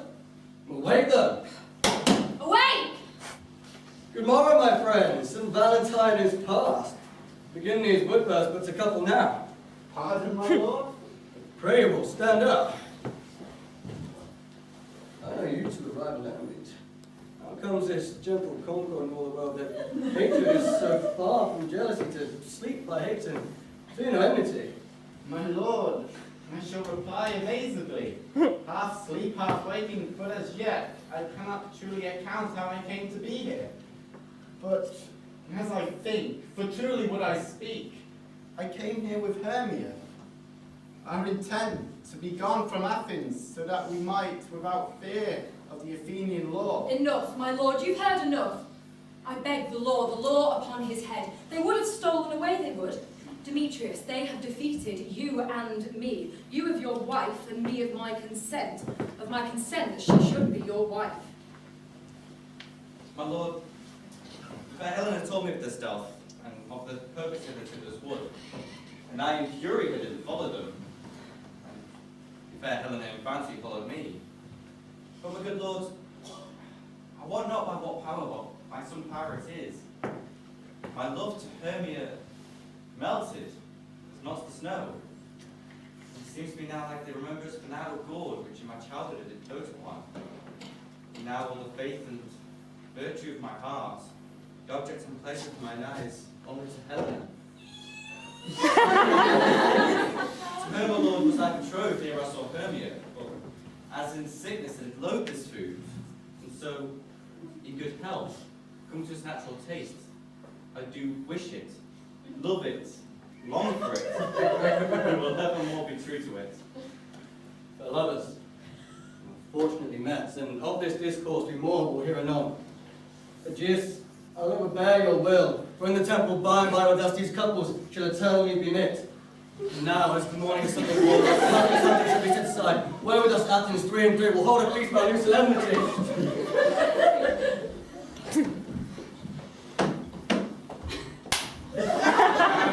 These things seem small and indistinguishable, like far off mountains turned into clouds. Methinks I see things with parted eye, wherein everything seemed double. And so methinks I have found Demetrius like a jewel my own and not my own. But you do think that we are awake. It seems that yet we dream we sleep, or we sleep we dream. You do not think that the Duke was here and bid us follow him? Here and my mother, and Hippolyta. And he did bid us follow to the temple. Why, then we're awake. Come, and by the way, let us recount our dreams.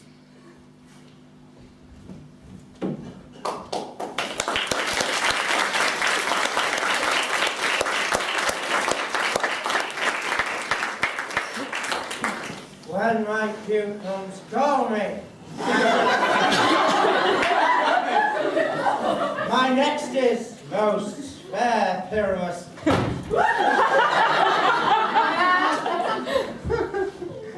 Peter Quince, flute the bellows mender, snap the tinker, starveling.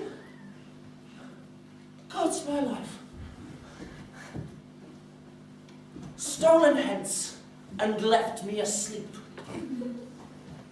I have had a most rare vision. I have had a dream past the wit of man, say what dream it was. Methought I was, there's no man can tell what. Methought I was, and methought I had. A man is but an ass if we go about to expound what methought I had.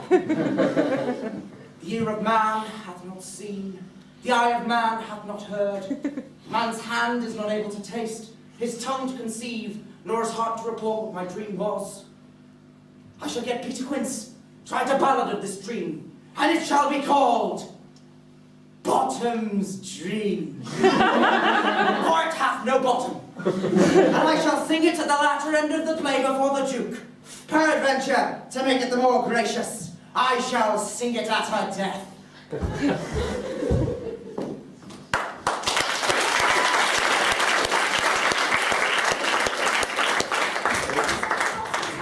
Is he come home yet? No, I doubt he must be transported. If he cannot be found, the play does not go forward. It is marred. It is not possible. We have not a man in all Athens able to discharge Pyramus but he. Aye, yet simply the best wit of any handicraft man in Athens. And the best person too. And he is very paramour for his sweet voice. Masters! Masters!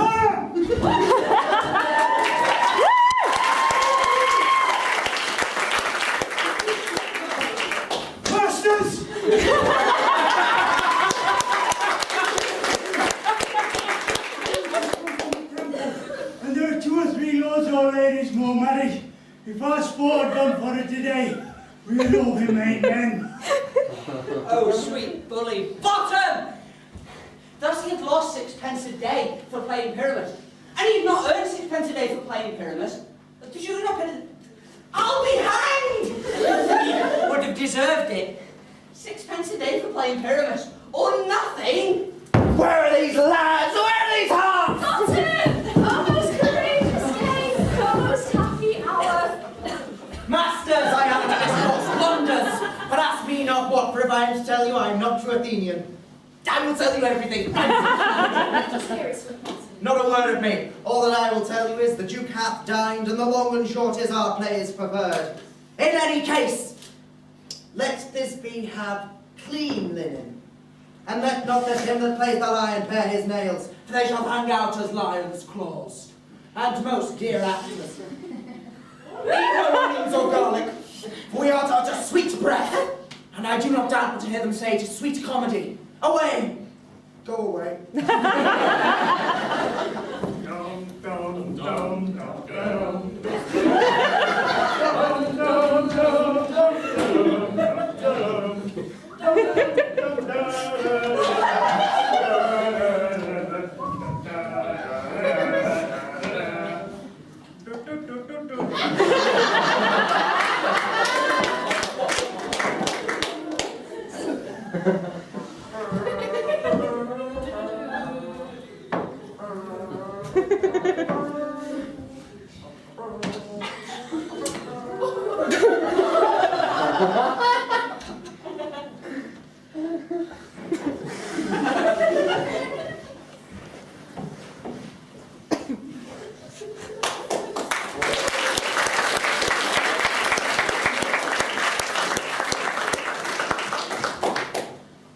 Strange, my Theseus, that these lovers speak of.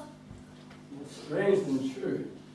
You may believe these antique fables, nor these fairy toys. It was a madman of such seething brains, such shaping fancies that apprehend more than cool reason ever comprehends. The lover, the lunatic, the poet of what imagination can pack. One sees more devils than love, and behold, that is the madman. The lover, almost frantic, does see Helen's beauty in the brow of Egypt. And the poet's pen gives to his churning shapes to every nothing, and gives to such a look of habitation and a name. Such tricks have such strong imagination that people would apprehend some joy, yet comprehend some bringer up that joy. In the night, imagining some fear, how easy is a bush to post a bear. Oh, the stories of the night hold over, and their minds transfigured so together, more witnesses than fancy's images. This is something of great constancy, however strange and admirable. Here come the lovers now, full of joy and mirth. Joy, gentle friends, joy and fresh days of love, accompany your hearts.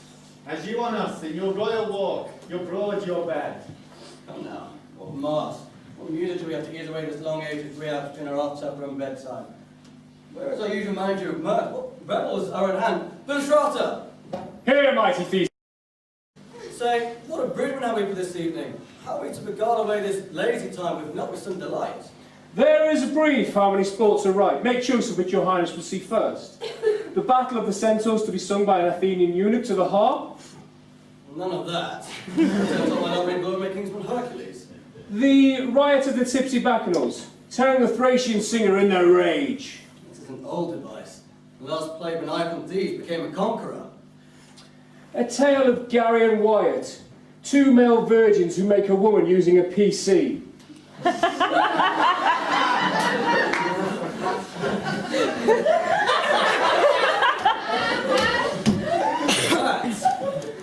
This is some weird science.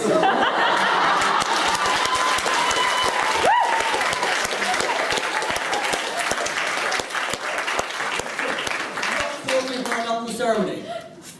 A tedious scene of young Pyramus and his love Thisbe. Very tragical mirth. Tedious and brief. Merry and tragical. That is some hot ice and strange wondrous snow. What are they that play it? Hard-headed men, work here in Athens.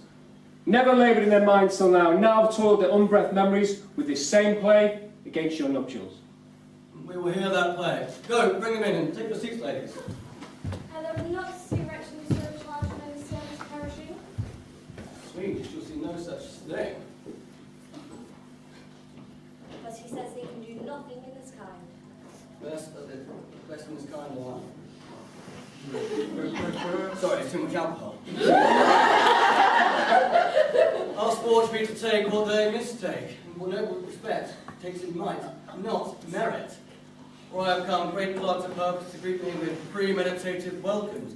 Why, I've seen them shiver and look pale and throttle their practised accents in their fears, and in conclusion, dumbly have broke up, not paying me a welcome.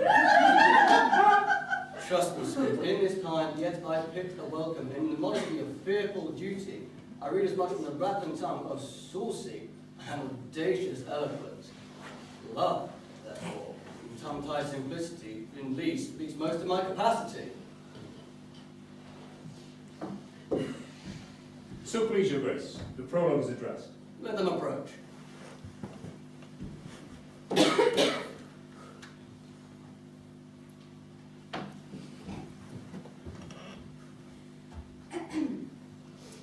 If we offend, it is with our goodwill, that you should think we come not to offend, but with our goodwill, to show our simple skill. That is the true beginning of our end.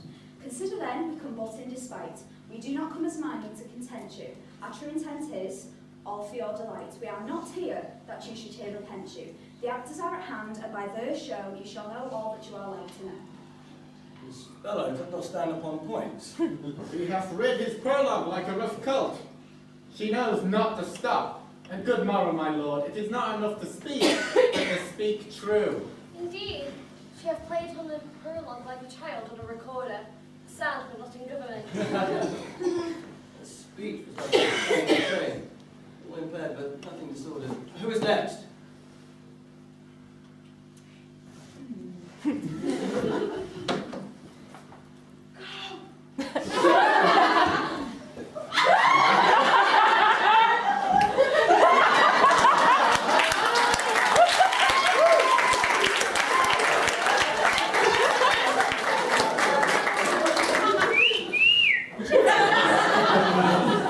Perchance you wonder at this show, but wonder on till truth make all things plain.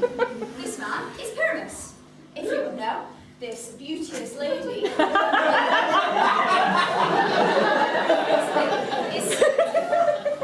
man with lime and rough cast doth present wall, that vile wall at which did these lovers sunder, at the which let no man wonder, and through walls chink, poor souls, they are content to whisper.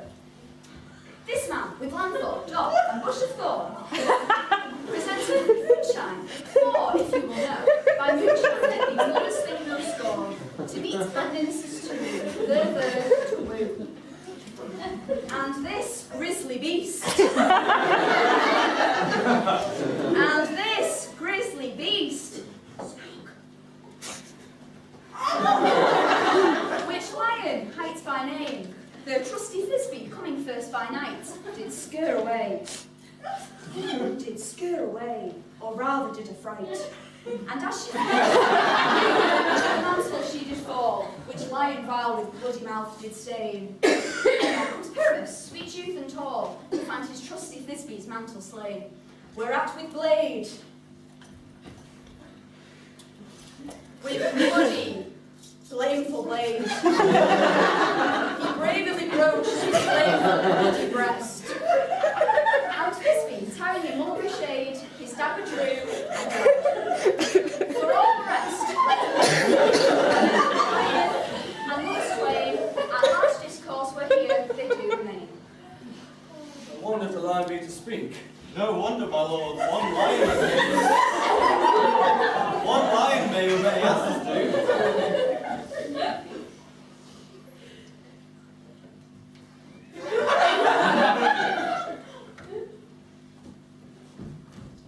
No, no.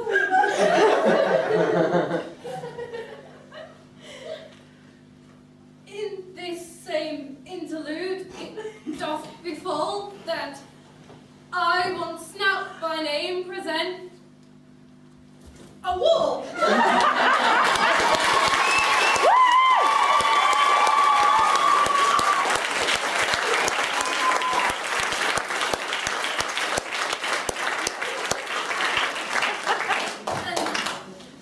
Such a wall would have you think within it a crannied hole or chink through which this crannied hole the secret lovers Pyramus and Thisbe did whisper often very secretly. This loam, this rough cast, this stone doth show that I am the same wall, the truth is so. And through this cranny right and sinister, the secret lovers are to whisper. Is our lion heard to speak better? It's the wittiest partition I ever heard discourse, my lord. Pyramus draws near the wall. Silence.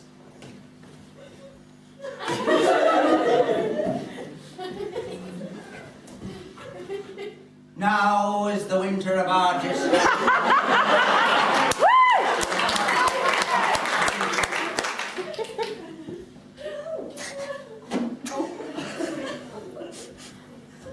Oh, grim look night, oh night with hue so black, oh night whichever art when day is not, oh night, alack, alack, alack, I fear my Thisbe's promises forgot, and thou, O wall, O sweet, O lovely wall, that standest between her father's ground and mine,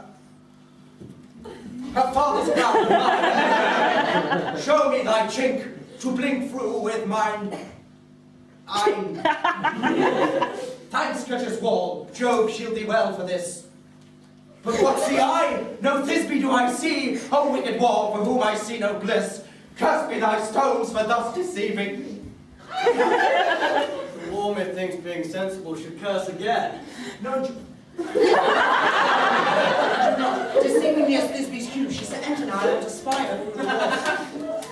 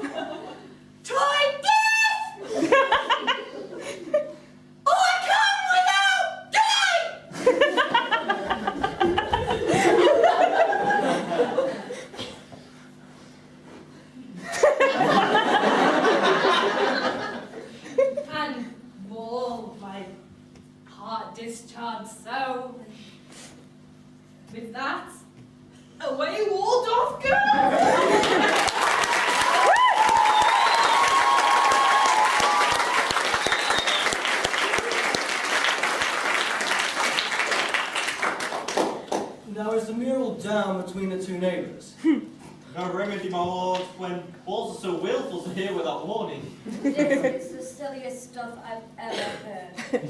Worse than this kind of a shudder. Be worse and no worse. Imagination amends it. Must be your imagination then, and not theirs. Imagine no worse of them than they have themselves may pass for excellent gentlemen. Here come two noble beasts, and a man and a lion.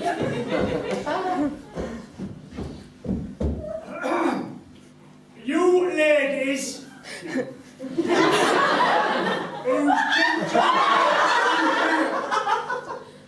the smallest monstrous mouse that creeps on floor, may now perchance both quake and tremble here, when lion in childish rage doth roar, but know that I, Snug, joiner,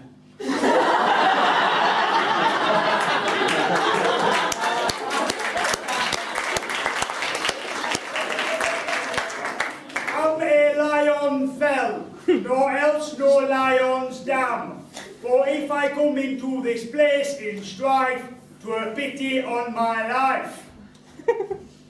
Very noble beast. Good conscience. The very best that a beast that I ever saw, my lord. The lion is a very fox for his valour. True. And a goose for his discretion. Not so, my lord, for his valet cannot carry his discretion. and the fox carries the goose. His discretion, I'm sure, carries his valour. The goose carries not the fox. It is well, let us listen to the moon.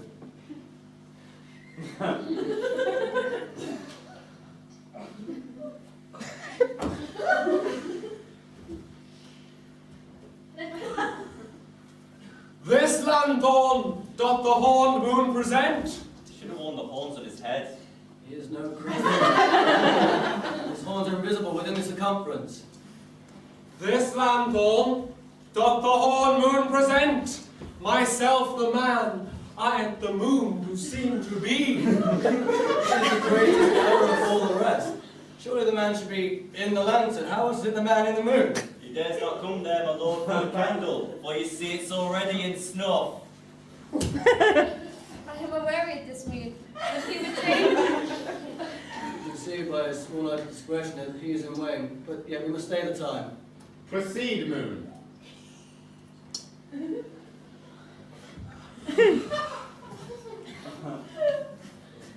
All that I have to say is to tell you that this lanthorn is the moon. I, the man, I at the moon. This thorn bush.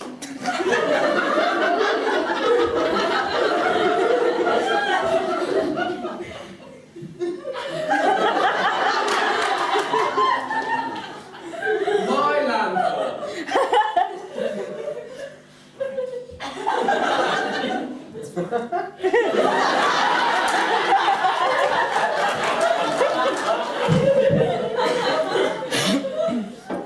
This thorn bush, my thorn bush, and this dog, my dog. Why, all these should be in the lantern, for all these are in the moon. But silence, here comes Thisbe. Excuse me.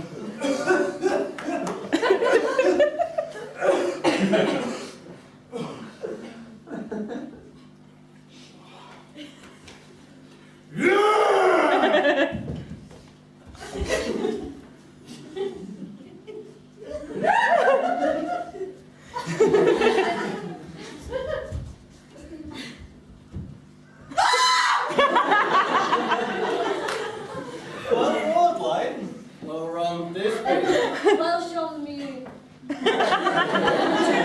Shines with a good grace. Well, mouse lion. And then came Curvus. And so the line vanished. Bugger.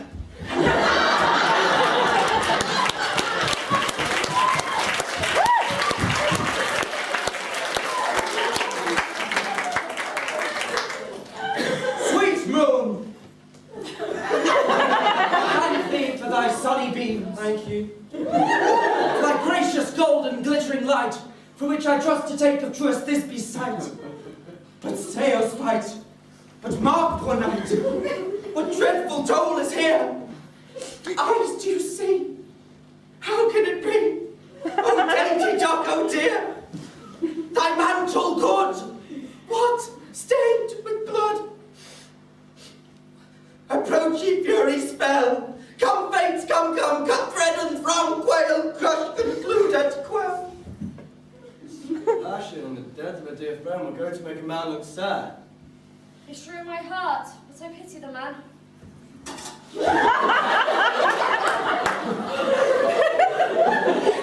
Since lion hath here deflowered, my dear, which is, no, which was, the fairest dame that lived that looked that light with cheer.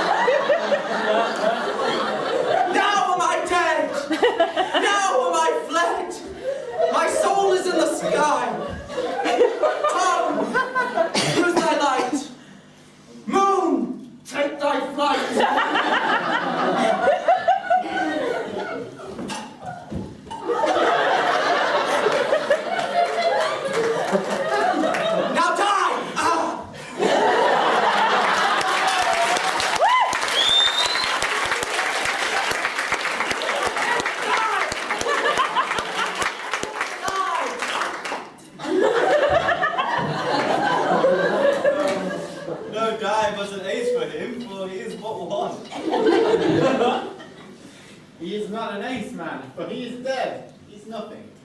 Miracle yet with the help of a surgeon, and prove himself an ass. How chance moonshine has gone, therefore if Thisbe comes back and finds her love? She'll find him by starlight. Here she comes, and her passion ends the play. I pray she is short one for the sake of Pyramus. I pray she'll be brief. A mote will turn the balance which Pyramus and which Thisbe is for better. Pyramus for a man, God warrant us. Thisbe for a woman, God bless us.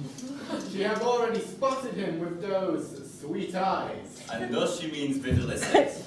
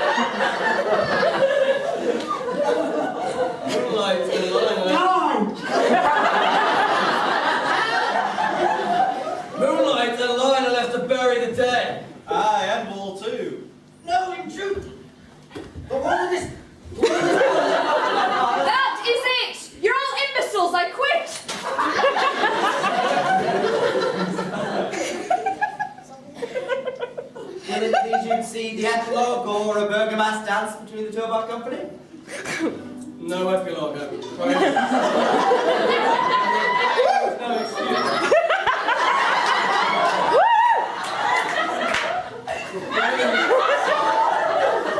The play needs no excuse when all the players are dead. Barry and me that written play appearance and hacked himself and if we scarfed it would have been a fine tragedy to become your slogan master. Epilogue.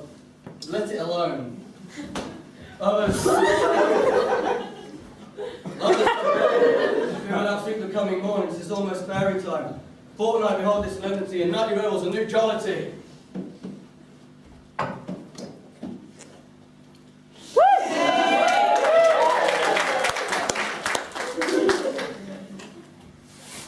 Now the hungry lions roars, and the wolves beholds the moon, whilst the heavy plowman snores, all the weary task fordone. Now the wasted brands do glow, whilst the screeching owl screeching loud, puts the wretch that lies in woe, in remembrance of a shroud. Now it's time of the night, that all graves are gaping wide, everyone lets forth his sprite. And we fairies that do run by the triple hated seam, from the presence of the sun, all in the darkness like a tree. Now we're frolic. Not a mouse shall disturb this hallowed house. And as I am sent before with the broom, now to dust behind the door. Through this house you glimmering light, by the dead, drowsy. By the dead and drowsy fire. Every elf and fairy sprite, hop as light as bird from briar, and this ditty after me, sing and dance it trippingly. First rehearse your song by rote, to each word a warbling note. Hand in hand, with fairy grace, we will sing and bless this place.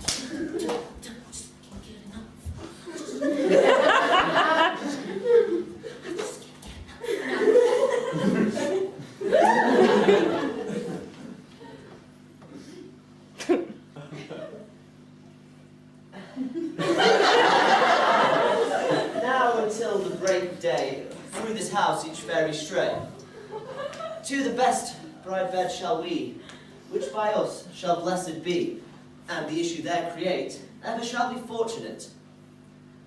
And so shall all the lovers free, ever true in loving be.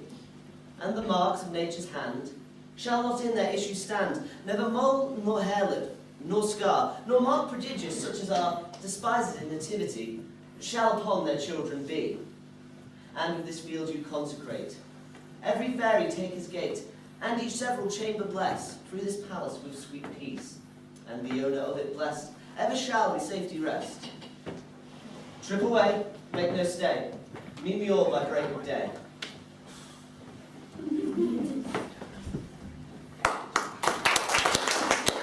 Hold on. If we shadows have offended, think that this, and all is mended, that you have but slumbered here, whilst his visions did appear, this weak and idle fiend, no more yielding, but a dream. Gentles, do you know repent? If you pardon, we will mend.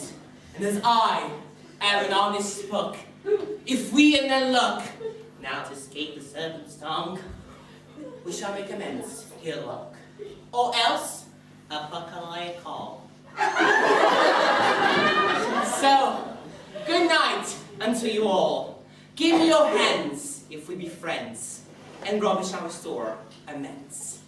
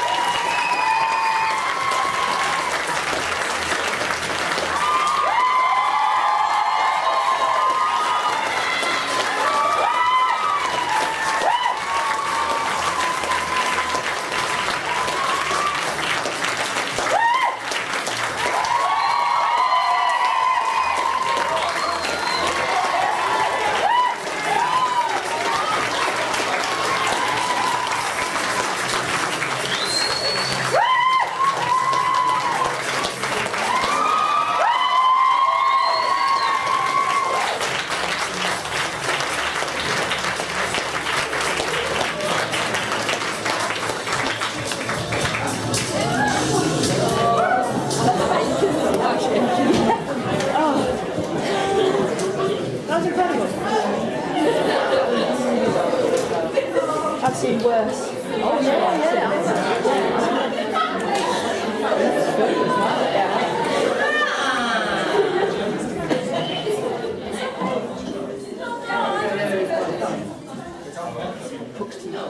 Oh,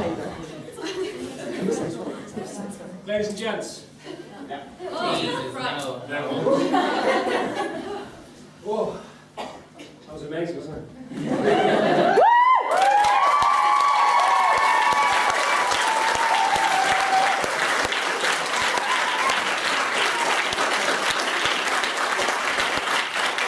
So ends our series of runs of Midsummer Night's Dream. It's been an actual labour of love. It's been fantastic. The fun we've had along the way, the fun we've had on all three shows, has been absolutely amazing. I want to say two great big thank yous to a couple of young ladies who've been with us all along the way and helped us all, haven't they, guys? Which is Natalie and Carrie Ann. I've got something for them.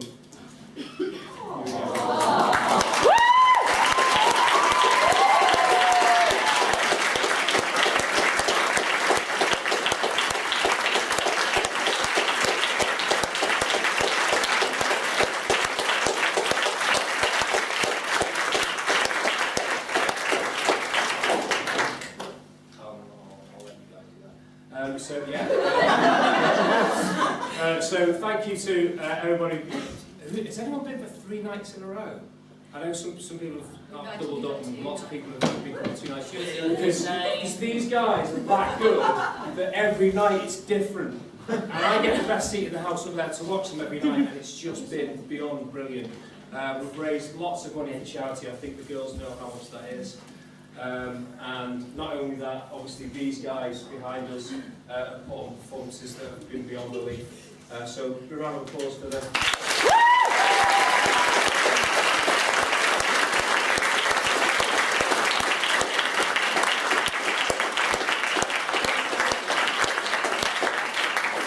Thank you so much everybody for coming, and thank you for all of your generous donations.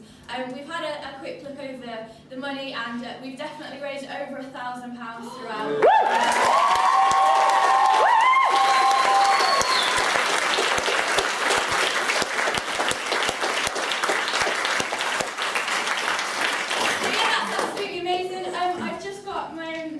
Quick little thank yous. I know these can go on sometimes. Just teeny little boxes. First of all, Matt, thank you so much for stepping in as our wonderful stage manager and shouting.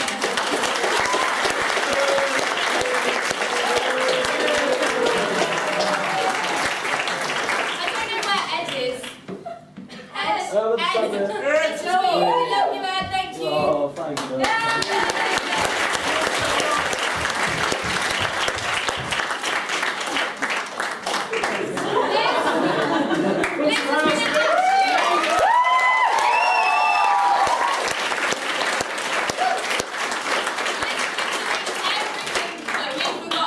She's amazing. Then we've got my 2 fellow committee members, Matt and Jamie, who are neither of them are here.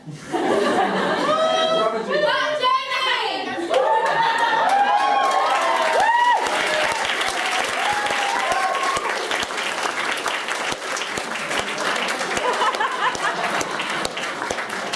Carry on for being a darling, and I got you a very special vegan wine.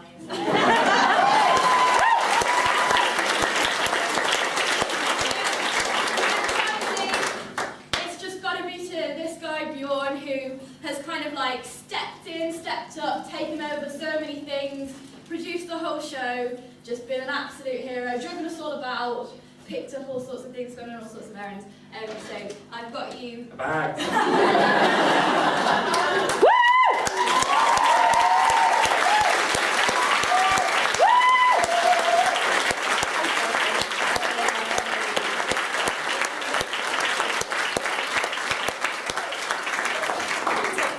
Thank you speech, so you can all actually go home.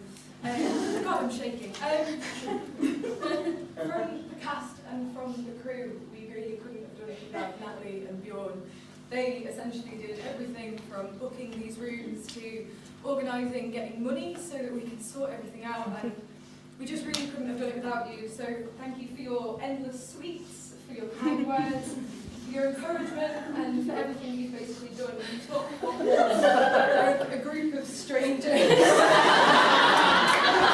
I may have entered to it. Maybe. One time, Jimmy! What job?